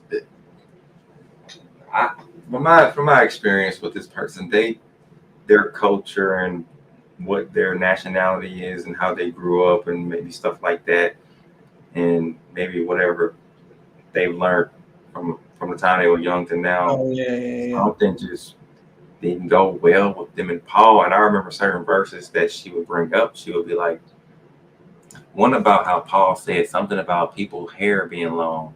And Native Americans, they have a lot of long hair. They just like the guys. And I think Paul said something you can't have hair or something.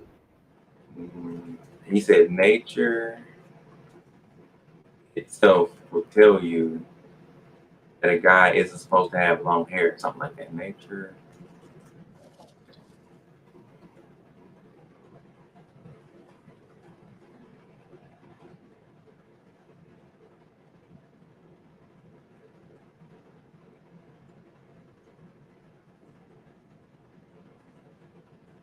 I'm typing this out a long way, but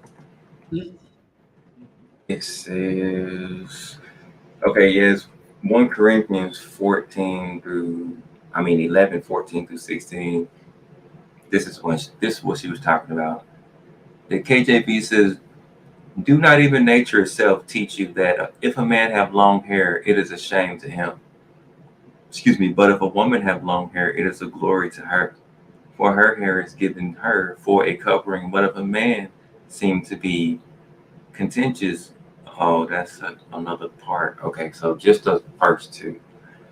So that first part, I don't know 100% on how she views it, or I don't know, but that's a problem because Native American males have long hair, and she don't agree with that.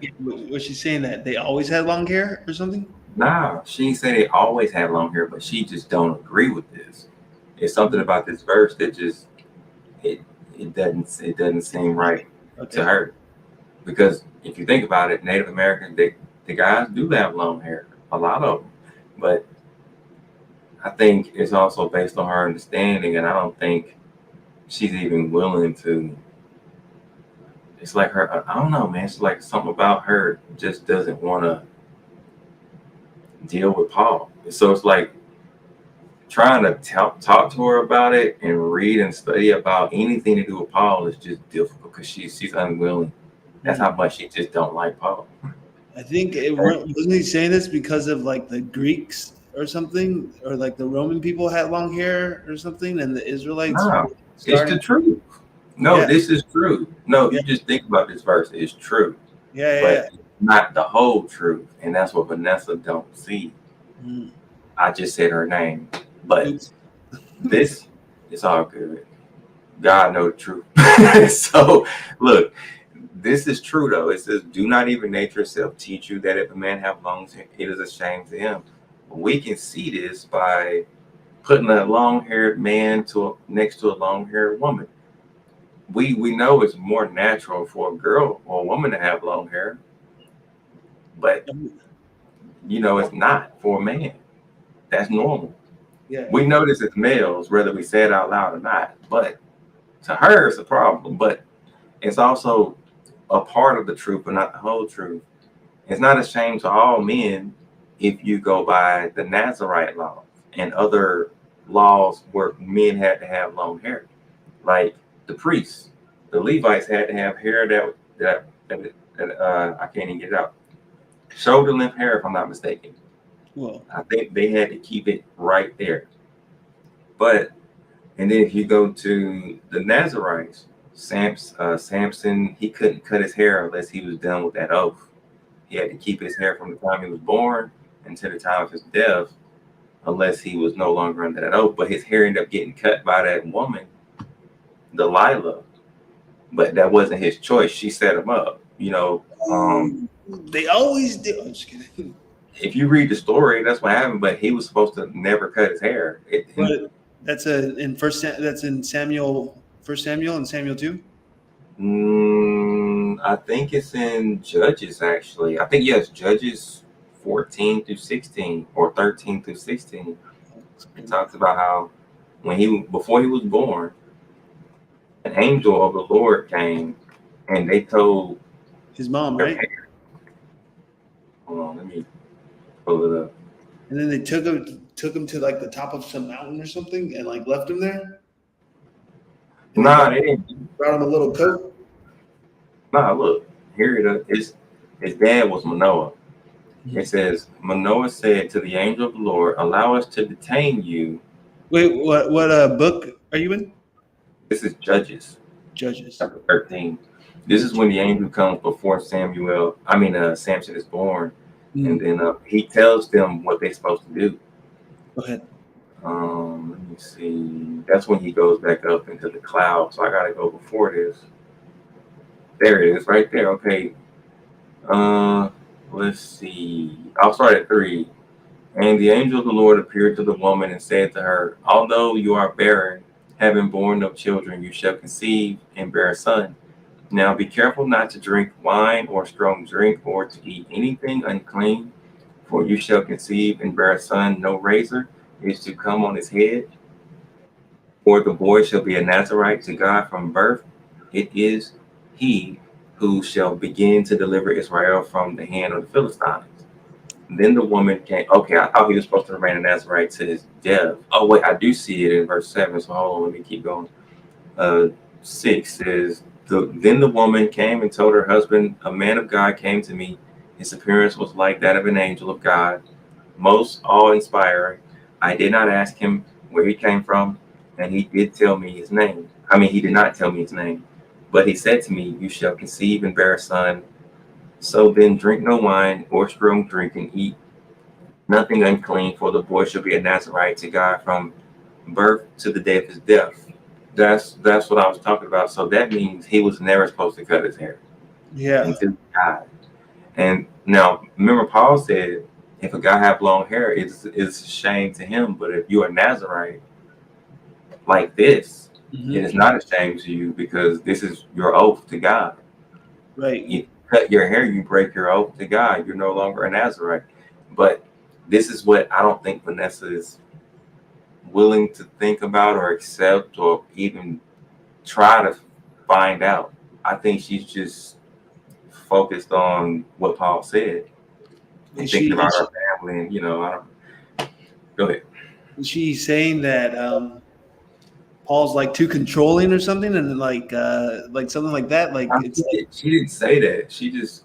But like it's like some women's rights type thing or something. Is that what she's saying? Like he shouldn't be able to say that because he's a man or something? I don't think she ever said that, but it just seems that this is one of the verses that he said that she was against. And I'm not for everything Paul said either, because not everything he said was a commandment of God. But because he's writing a letter. Go ahead. I was just saying because he's writing a letter or something. Yeah, that too. But like I look at Paul's writings sometimes. Paul gave, like, when it comes to marriage and divorce, it's not all of it is God's law when it comes to that. He even says it sometimes. But like I look at he gave really good advice at times with that. So if you want to go by it, you can. If you don't, you don't. I don't, because I know certain parts of what he said I can't deal with in my life. I can't live with a person that wants to go to hell and I want to get in the kingdom of God, and we're already married. I'm not going to stay with this person in the same household until the day I die. I just can't do it. I'll move out. Sorry. Go ahead. No, I'm just saying me. I know me. I'll move out. I'll still be married to this person, but I'll move out and I'll live in a different place. I won't live in the same place with this person because we'll always butt heads. And I'd rather be in a place where I can be at peace and serve God and try to get in the kingdom by myself than live with a person that don't want to get in the kingdom of God until the day I die. I just can't do it. So Paul's advice, if I remember right, he would prefer a person to try to stick it out with a person that's like that until the day they die, because they might turn this person to God possibly, which is a good thing. Yeah. It's a good benefit, but they might not. They might never turn. So I just me. I prefer to just get away from this person. Yeah. That's just me. I'm not that strong at this point to stick with somebody like that and go through that. I'd rather move out, do me, and endure it to the end by myself. Yeah, you That's got it. me. So I What don't take Paul's advice on that. But go ahead. when you say hell, what do you mean? Like they think like a Like hell? hell, like it's the kingdom of God, and then it's hell where you suffer for eternity, and like that. Yeah. Because people don't want to go to the kingdom of God. Some people, and if they don't, and I do, then and especially if we're already married, and you still want me to stick it out with this person, that's your advice. Even though it could be beneficial, they might turn to God, but I'm not willing to take that risk. I'm not staying with them. I'm moving out, I'm out. and I'll walk with God by myself. And if they change, then they change. But I'm leaving. That's me. And so I look at his advice as really good. It may work, may not work. I'm not taking that risk. And then there's another thing he said that I don't agree with, but this is one of the only things I don't agree with Paul. Paul said,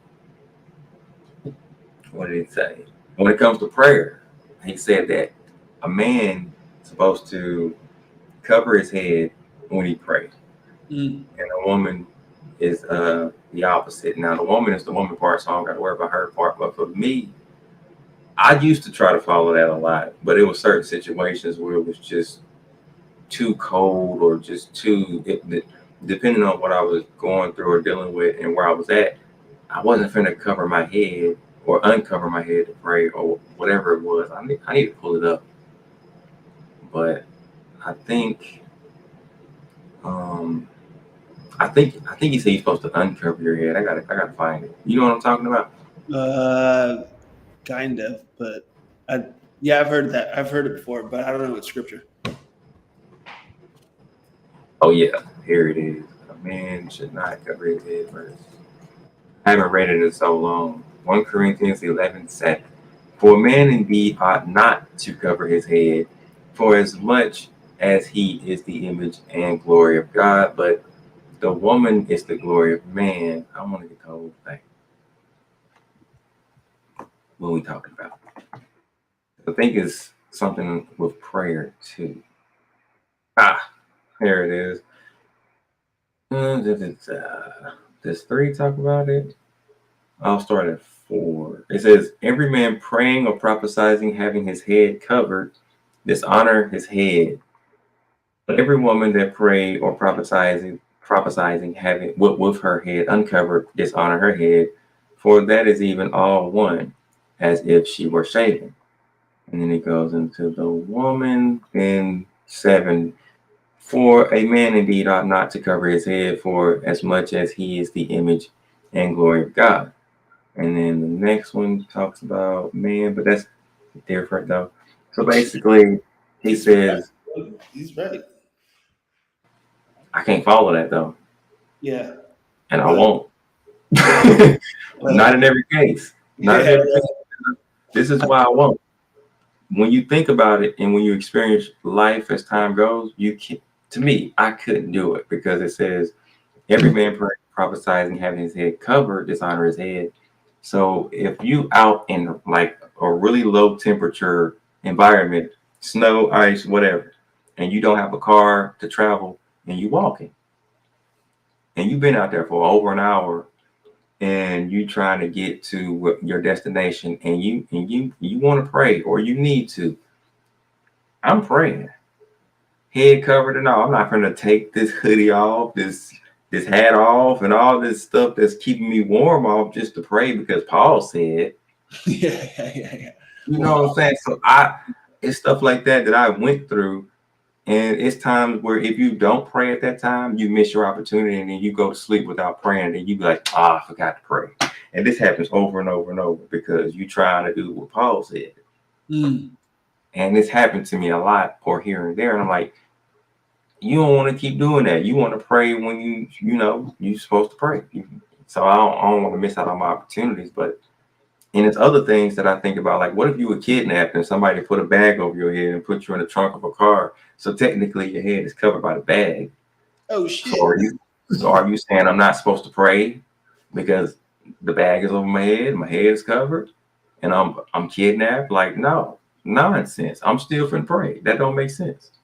So and stuff like that I thought about, that in certain situations and stuff like that, it don't make sense to not pray. I can't follow this. That's why I said what I said. I don't agree with everything Paul said, and this is one. But this doesn't make me an enemy of Paul. Like, some people went too far. Like, they just can't stand Paul, period. They don't want to read anything by Paul. They I'm not like that. I don't mind reading Paul. Paul got some good stuff. Very good, truthful stuff. But some people just went too far. I can't stand him. So yeah, it's just, I think people just need to reinvestigate, restudy, and re-understand Paul, if they will. I can't make everybody do it. Like that certain person, it's been years, man. She's still not willing to read Paul. But yeah, I don't get it because as long as he's like he's down with the cause, so he's cool. He's not saying too far about far-fetched stuff, and he's been vetted. I don't know. But I was gonna say something back to the hair cutting thing. Even I was the First Sam 1:11. I know I'm like going back, and I didn't really address what you said, and I hope that's not too rude of me. Go ahead, man. Okay. And she made this vow, Yahweh, Lord of heaven's armies, if you look upon my sorrow. I'm in 1 Sam 1:11. Oh, okay, go ahead. Oh yeah, I'm reading from the NLT, but I can go to the KJV or something. Oh no. Read from now. Okay. No, go ahead. Read from now. Okay. And she made this vow, O Lord of heaven's armies, if you look upon my sorrow. Hold on, wait, I got the wrong verse. What? 1 Samuel. 1 Samuel 1:11. Oh, 1:11. I was in 11:11. Okay. Oh yeah, no, 1:11. Okay, got you. 1:1. And she made this vow, O Lord of heaven's armies, if you look upon my sorrow and answer my prayer and give me a son, then I will give him back to you. He will be yours for his entire lifetime. And as a sign that he has been dedicated to the Lord, his hair will never be cut. And she was praying to the Lord. Eli watched her, seeing her lips moving, but hearing no sound. He thought she had been drinking. Must you come here drunk? He demanded. Throw away your wine. She said, "Oh no, sir," she replied. I haven't been drinking wine or anything stronger, but I am very discouraged. I was pouring out my heart to the Lord. But pretty much he was saying that in 1 Samuel that don't cut his hair for his whole lifetime. Yeah, I know. But look, it was funny to me before you even got to that part, because I remember one day I was reading this and look at 16. This was what mine saying 16. It's the NRSV. It says, "Do not regard your servant as a worthless woman." So your servant? Yeah, they looked at back then. They looked at a drunk person or a drunk woman as the equivalent of a worthless woman. And when I found that out, I was surprised. So I put it on my. It's kind of true. If you're like hungover, you're like you can't do anything. You're pretty worthless. I've been, like you're like, oh, I can't move. I can't do anything. Well, and while you're drunk, because I've been really drunk before and I couldn't really function. Oh yeah, I haven't been drunk in so long. That shit sucks. Oh god. Yeah, it does. It does. Like the worst. A lot of people fight. Crazy. I can't believe that. That was. Yeah, I got that out of my system for sure. I don't know. Yeah, you can't do anything. You're like, you feel sick. It's no good. Amazing. Yeah. Oh my god, I can't even. Oh wow. After that. Mm-hmm. So yeah, that's why I started laughing before you got to it, because I remember this part. But yeah, man, it's just certain things that people are not willing to study and read. So can't help them if they don't want to read it. This is But true. I think the Bible even says that too. It does. Pretty much. What part?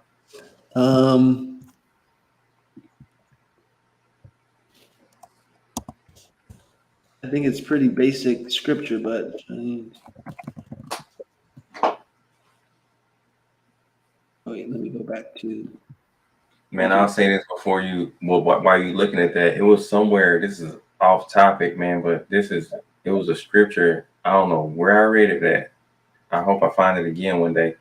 It said that you're not even supposed to have sex with a person to try to turn them to God, and that ended up coming true from my last relationship experience.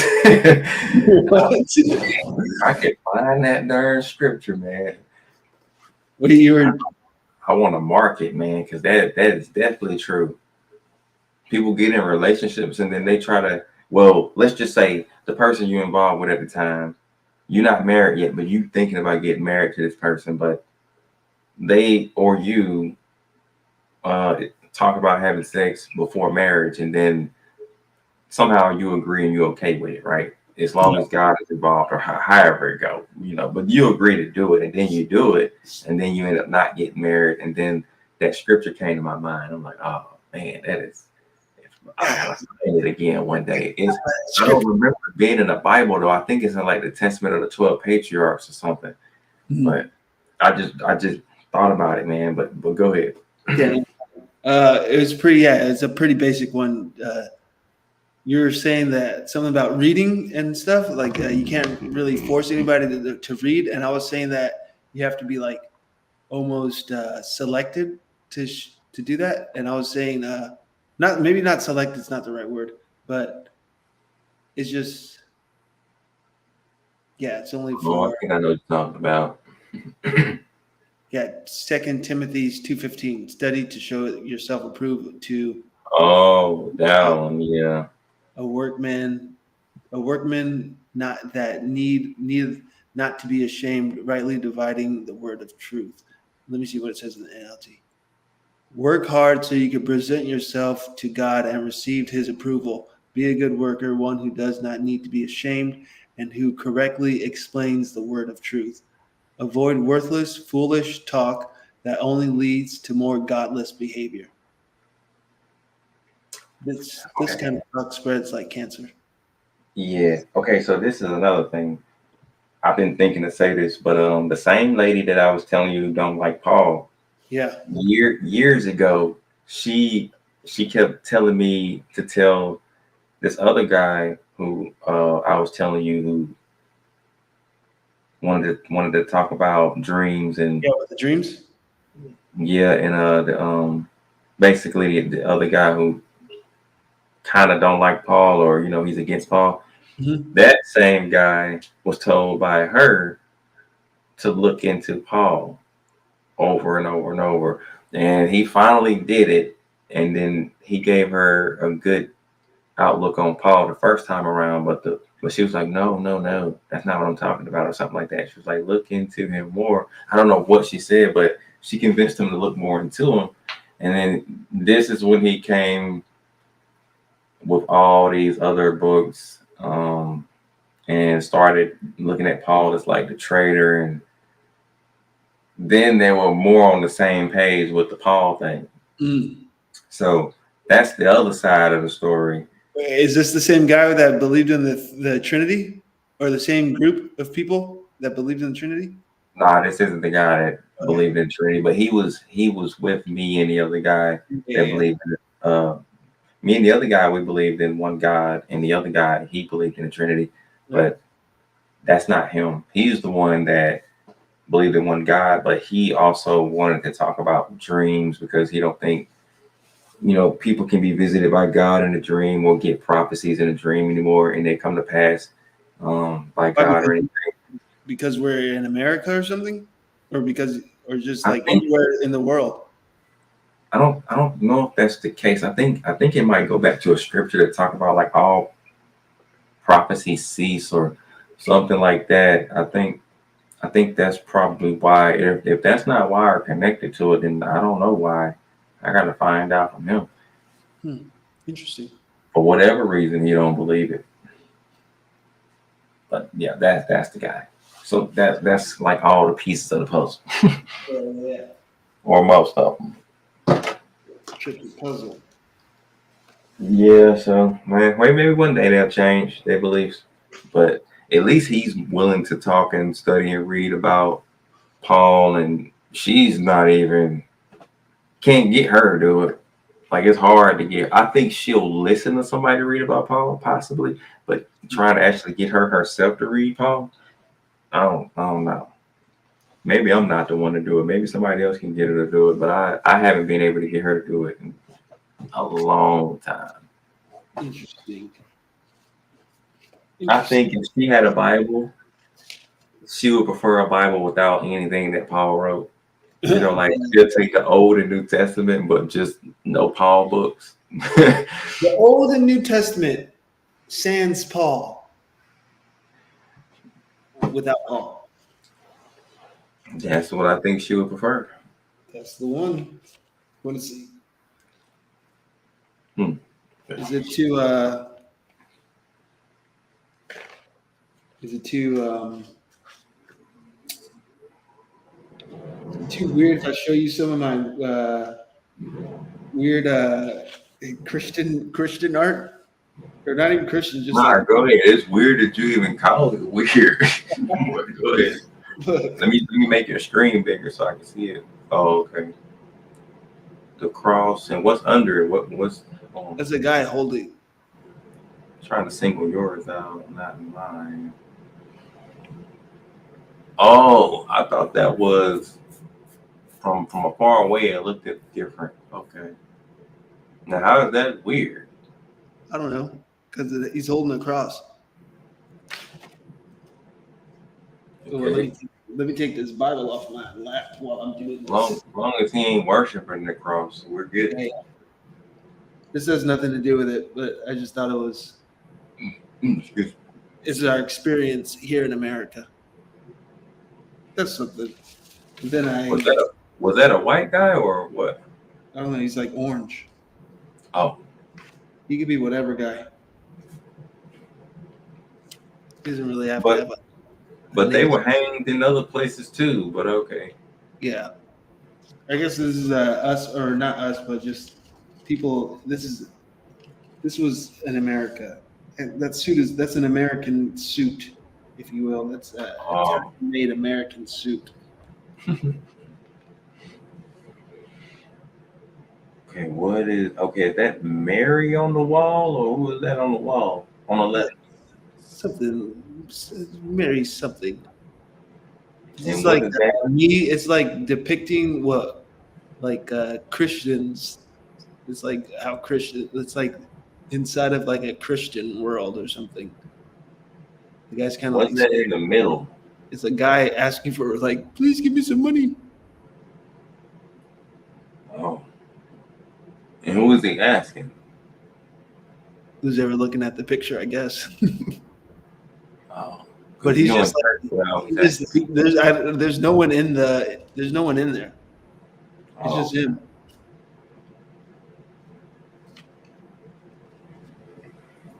And it's the white Jesus, but I colored him black.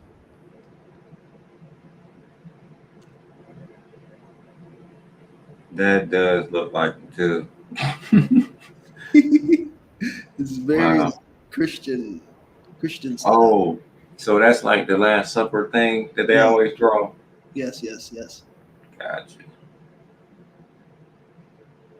Yeah, that's cool right there. You know what? Yeah. Figure it out. You can keep sharing them, but I just thought about something like Go ahead. That's pretty It's, much it. in Ezekiel, it talks about these angels and stuff, and I was reading it lately, doing this study, and I was like, man, I wouldn't mind if somebody made a movie of like Ezekiel 1 through 38, because it goes over like the angels with the 6 wings and the eyes all over them and the wheel within the wheel. I'm like, man, they I've been trying to put together, like, figure out how people make movies and shit. Oh, yeah, I might get into something like that in the future. I'm always thinking about doing something with film and video. I got ideas right now, but I got a low budget camera. That's exactly what all you need. You need books, but you don't even need the books. You just need the idea, and then just do it, and then you can sell it to Netflix, and then that's it. Game over. What does that say? She said, I think the Most High comes to people in dreams to get his message to everyone when deep sleep falls on them. Doesn't it say something in the Bible where it says, will it teach your old men to have dreams, or like something like your sons and daughters to have dreams? They'll dream dreams, or something like this. Kinda, yeah. That's in Joel. I don't know if it's 2:18 or Joel. Yeah, 2:28. Then after, Joel 2:28. Then after doing all those things, I will pour out my spirit unto all people. Your sons and daughters will prophesy. Your old men will dream dreams, and your young men will see visions. Yeah, and it also talks about it in the cross reference in Acts. But yeah, but this isn't going to convince some people. But I was going to go to one in Job. Job talks about how God communicates with people in 2 ways.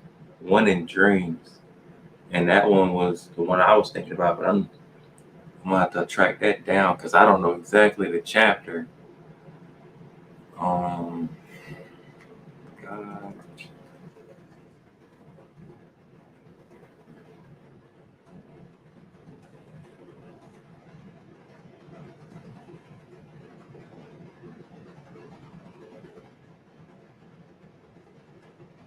Maybe they'll find it. Oh, Job 33.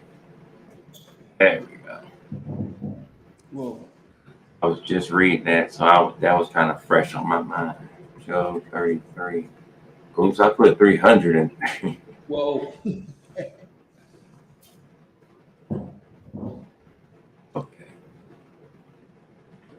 Job is pretty good. I thought about saying something about Job earlier, but I didn't. Job? In the book of Job? Yeah. I thought about saying something about this earlier, but I didn't. Not this part in it, but it's another part that I was gonna say. But it says 14. For God speaks in one way and in two, though people do not perceive it. In a dream, in a vision of the night, when deep sleep falls on mortals, while they slumber on their beds, then he opens their ears and terrifies them with warnings. I've had some warnings, but anyway, it says that he may turn them aside from their deeds and keep them from pride, to spare their souls from the pit, their lives from traversing the river. They are also chastened with pain on their beds. I think it's going into some other stuff right here, but the dream part above is what I was thinking about. That it kind of stops to spare their souls from the pit, and then it kind of ends at that comma. Yeah, so that describes how God, and I mean, it's a lot of cross references that go with God giving people dreams from the New Testament, the Old Testament, but I don't know exactly all his reasons for not believing it, but maybe one day I'll find out more. Slumber.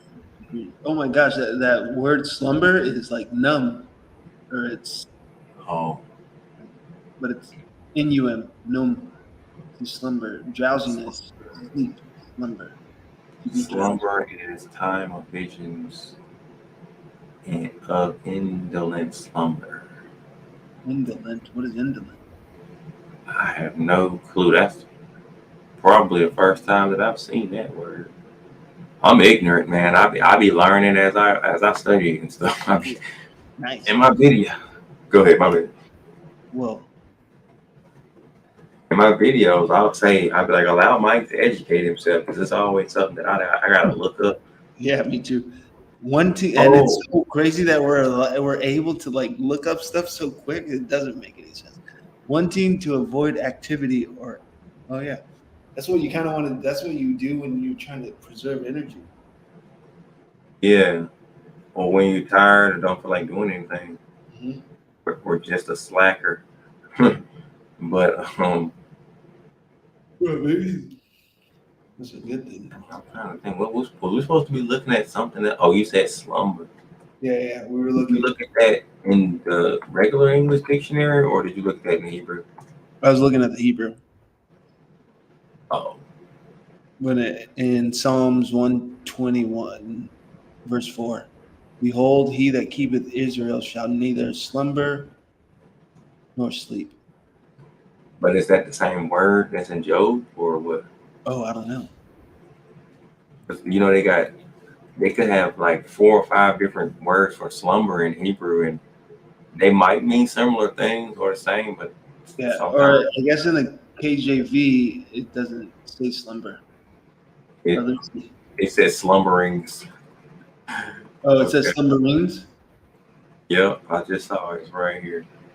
8572. They translate it as slumbering and slumber. It says outline of biblical usage: sleep, drowsiness, i.e., sleep, slumber, slumbering. Nope. Yeah, it's a different word. That one in Psalms was num. And this one is tinuma, drowsiness. That is sleep, slumbering. Yeah. Yeah, this one is being asleep, knocked out, gone. Yeah. Yeah, this, All right. this It's that's the what I'm root going. word. It's the same root word of num, but yeah, it's different. Way different. Yeah, man. So this, I'll probably say this and get ready to wrap it up, man. But Yeah. what was I supposed to be talking about? Oh, the one thing I didn't say was Job, man. I was going to mention it, but I didn't. Job, it cross references with the Book of Enoch here and there, like towards the end. And I don't know if a lot of people know that, but the first Book of Enoch anyway. But and it might go back with something you said earlier. You said something about a window. In Job, it talks about, I think, windows of heaven or storerooms in heaven and storerooms for like the thunder and snow. And Enoch, it talks about stuff like that too. Cross references. And I didn't even know that stuff was in Job. I'm like, dang, it sounds like Enoch. And you said you never read it though, right? No, I didn't even know who it was until you kind of told me about it. Dude, very book. One thing. The Book of Enoch. You probably haven't seen that part about Jude either, huh? No, I don't even think I really looked at Jude in the Bible either. Because there's a book of Jude, right, in the Bible? Yeah. Oh, have you ever read the book at all? Oh. Oh man, yeah, it's only one chapter, but it's a lot of good stuff in it. I think, yeah, right here. 13 through Oh, wait, 15. Jude is before, Revelation. Sorry, go ahead. Yeah, 13 to 14 talks about, it's the main part, and then it says in 14, and Enoch also, the seventh from Adam, prophesied of these, saying, behold. So that gives you a clue that he was a prophet.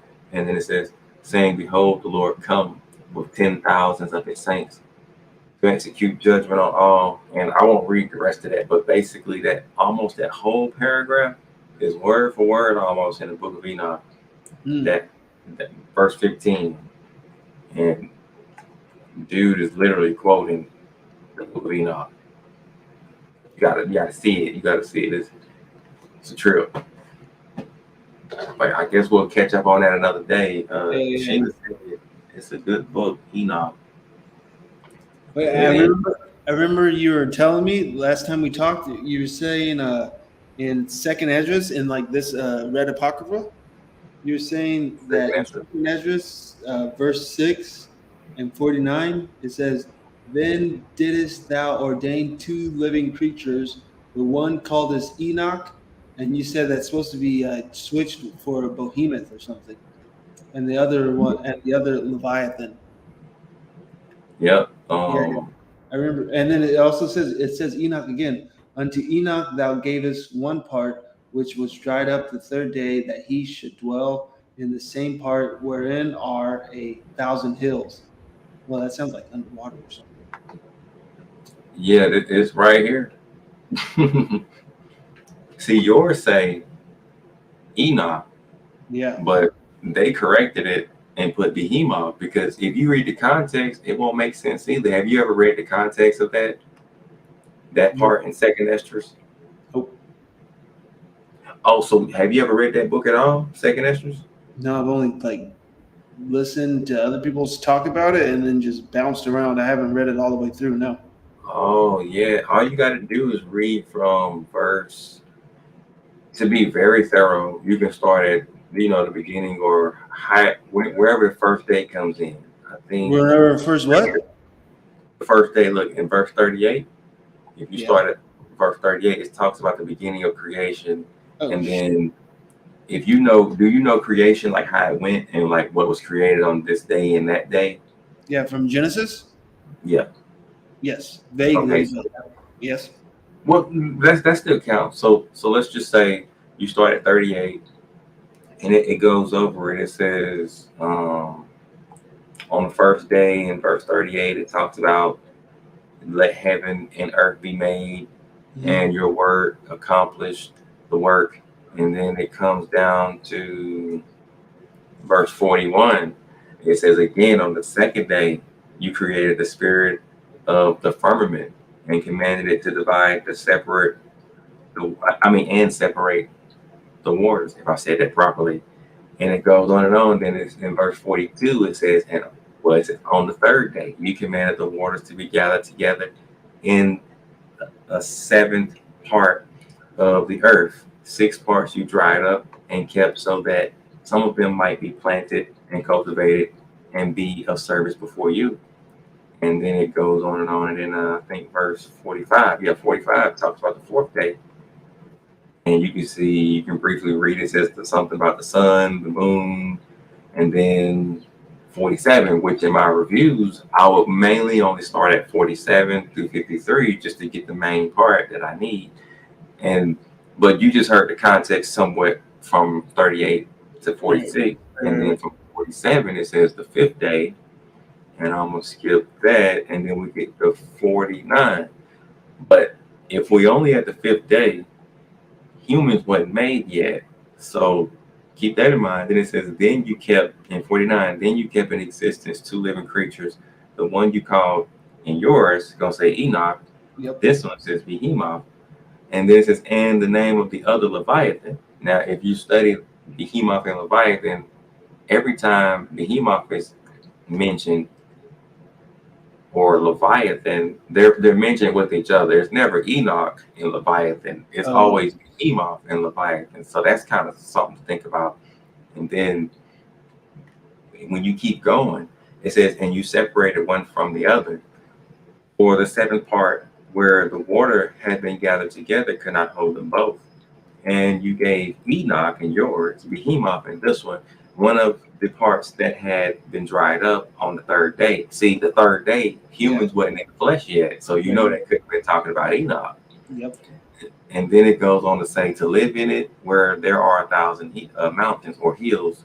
But Leviathan you gave blah, blah, blah. And then in 53, it is another clue. It says, on the 6th day, you commanded the earth to bring forth before you cattle, wild animals, and creeping things. And over these you placed Adam, which was the first human in the flesh. So Enoch couldn't have been there yet. So that's how you know that Yeah, it was supposed to be Behemoth, but that's what some of those Latin manuscripts said. I don't know why, but that's what they said. What is behemoth? It's like a big creature, like a sea creature or something, right? No, I think Leviathan. Yeah, Leviathan's a sea creature. Behemoth, they describe that as like, I think it's like a big elephant creature, something like that. If I'm not mistaken, I'm probably gonna have to read up on it because it says that Leviathan was where the water was. Oh yeah. So Behemoth was like where the mountains was, if I'm not mistaken. Let's see. What's up? Yeah, it talks about Behemoth being where it was dried up on the third day, where there are 1,000 mountains. So that wasn't a sea creature. Leviathan, it says you gave the seventh part, the watery part.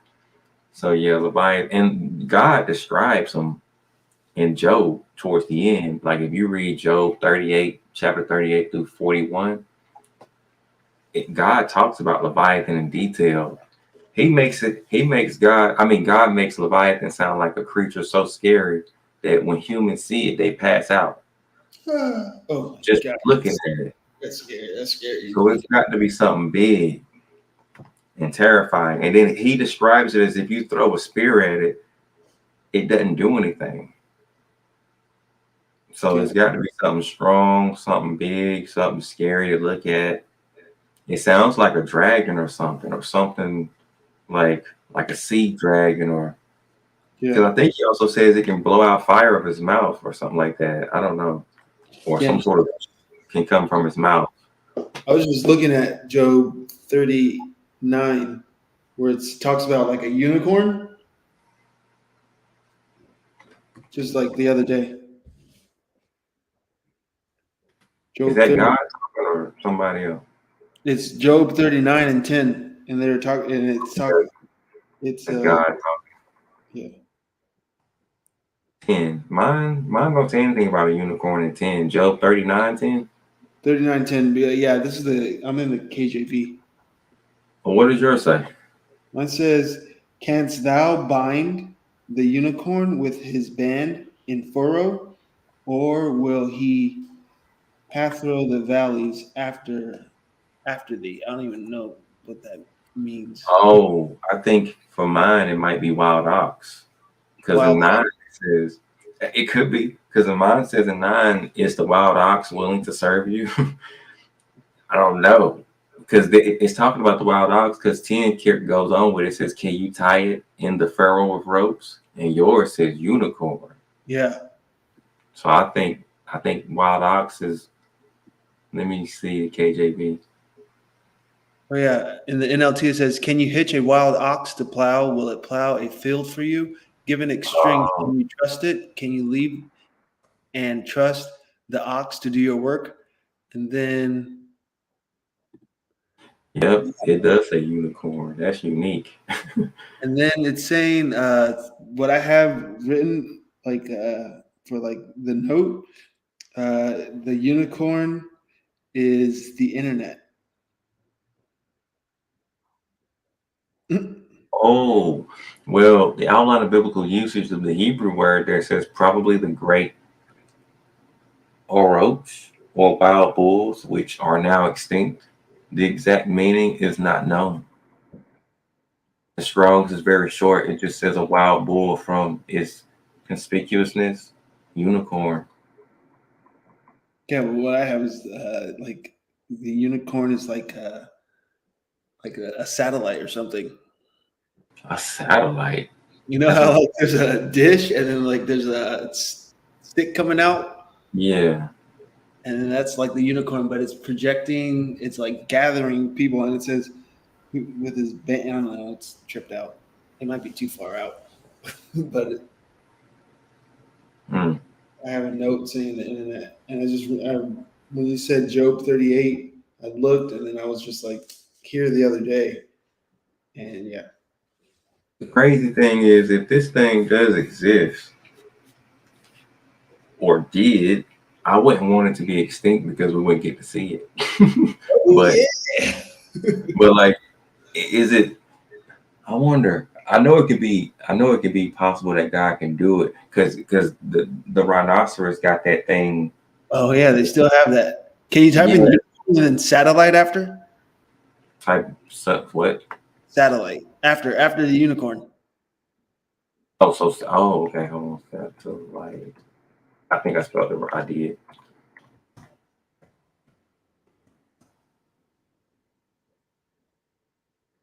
Oh yeah, I don't know about that.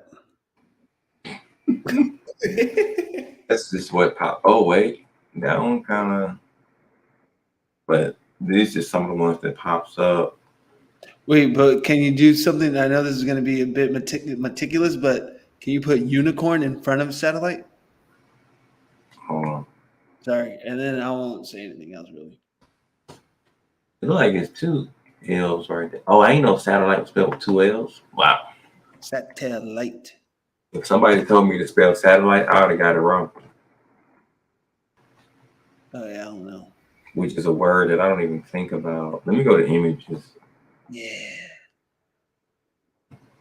It's the same. Nah. Maybe Oh wait, that second one or that one. this. Yeah, what is that? Why is that together? Go over one picture? No, wait. Go back, go down. No, go back, and then go down, and then click that one. With this one. Yeah. That's all in NASA still? I don't know where this one comes from. It says chasing unicorns, NASA blue shift. It looks like it's coming from NASA. Oh yeah, weird. Okay. Maybe they called the satellite a unicorn. I don't know. Maybe they was doing something with a unicorn. Yep, this is NASA Oh website. shit.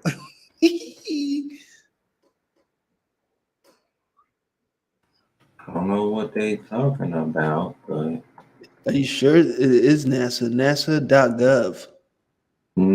It says although the incident. Oh, it says I'm at December 15th. Okay, it says although the incident happened nearly 10 years ago, I still remember it clearly. I was a newly minted NASA scientist and was attending a workshop about future space-based scientific facilities. At a coffee break, I started chatting with some other young scientists one of whom asked what I worked on. I explained with all of my youthful enthusiasm, after which one of the other scientists replied, "Oh, you work on a unicorn telescope." I was confused. "I'm sorry," I asked.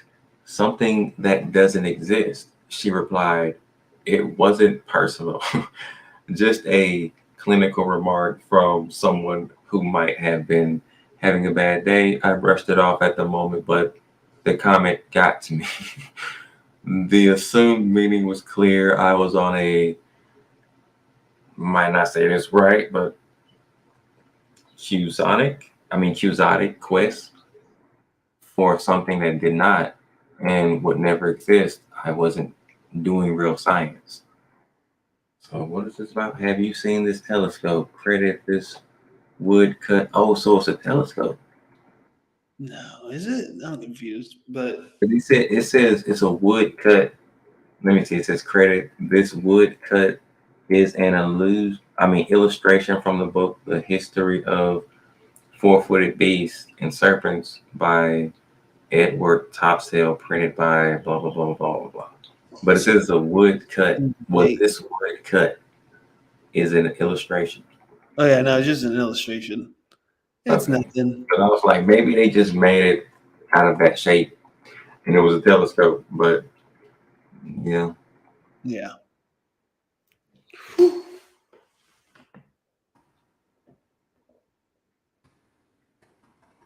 NASA. NASA. I think I know why they. I don't know. I don't know what they got going on with this unicorn. Mm-hmm. No, yeah, it's nothing. It's nothing. Well, Nah. Okay. Well, man, tomorrow, 8-7 your time. Yeah, I'm down. All right, you- man. Well, go Yeah. ahead. Go ahead. What was you gonna say? Did I something? No, I was just saying, if you're down, I'm down. Listen, Oh yeah, I'm down. yeah. I need something to do. I'm gonna have to go grocery shopping. Wait a minute. Oh yeah, that's what I had to do. Dude. I'll be good. I was like, I have to. Yeah, nah, I'm good for like another day or two. I don't know. I don't need to spend any money, man. I got like my emergency money that I'm gonna have to use soon, probably. Yeah, I gotta do some reflecting tonight. need water. Wait, what'd you say? I gotta do some reflecting tonight because it's like all the money I'm finna get is finna go to bills, and I gotta strategize on how to do this, how to do that. Oh yeah. It's a time of trouble for me financially, which is interesting, kind of exciting too, because it's like I don't know how I'm gonna get through all this, but I'm gonna get through it. So yeah, You got this, man. huh? I said you got this, and there's ways to make money too, especially with the unicorn, the internet. I'm just kidding. Oh, yeah. Well, I try to do it without using like biblical spiritual stuff because that's like my main thing. Oh I'm, yeah. I'm always in it, and I don't like making money from it. So Yeah. like outside of that, I don't really do much right now. Hmm. So No, yeah, I wasn't saying making money using scripture or anything, but I see what you're saying. yeah, well, shoot, maybe we can talk about that too. Matter of fact, I'm gonna end this live. Peace be to the saints. Don't go anywhere. I'm gonna just end this real quick. Thanks for watching, Sheena, and to wherever else did watch and will watch. Peace be to the saints. We'll be back tomorrow, God willing. If not, whenever we get back together, God willing. See you guys. Thank you.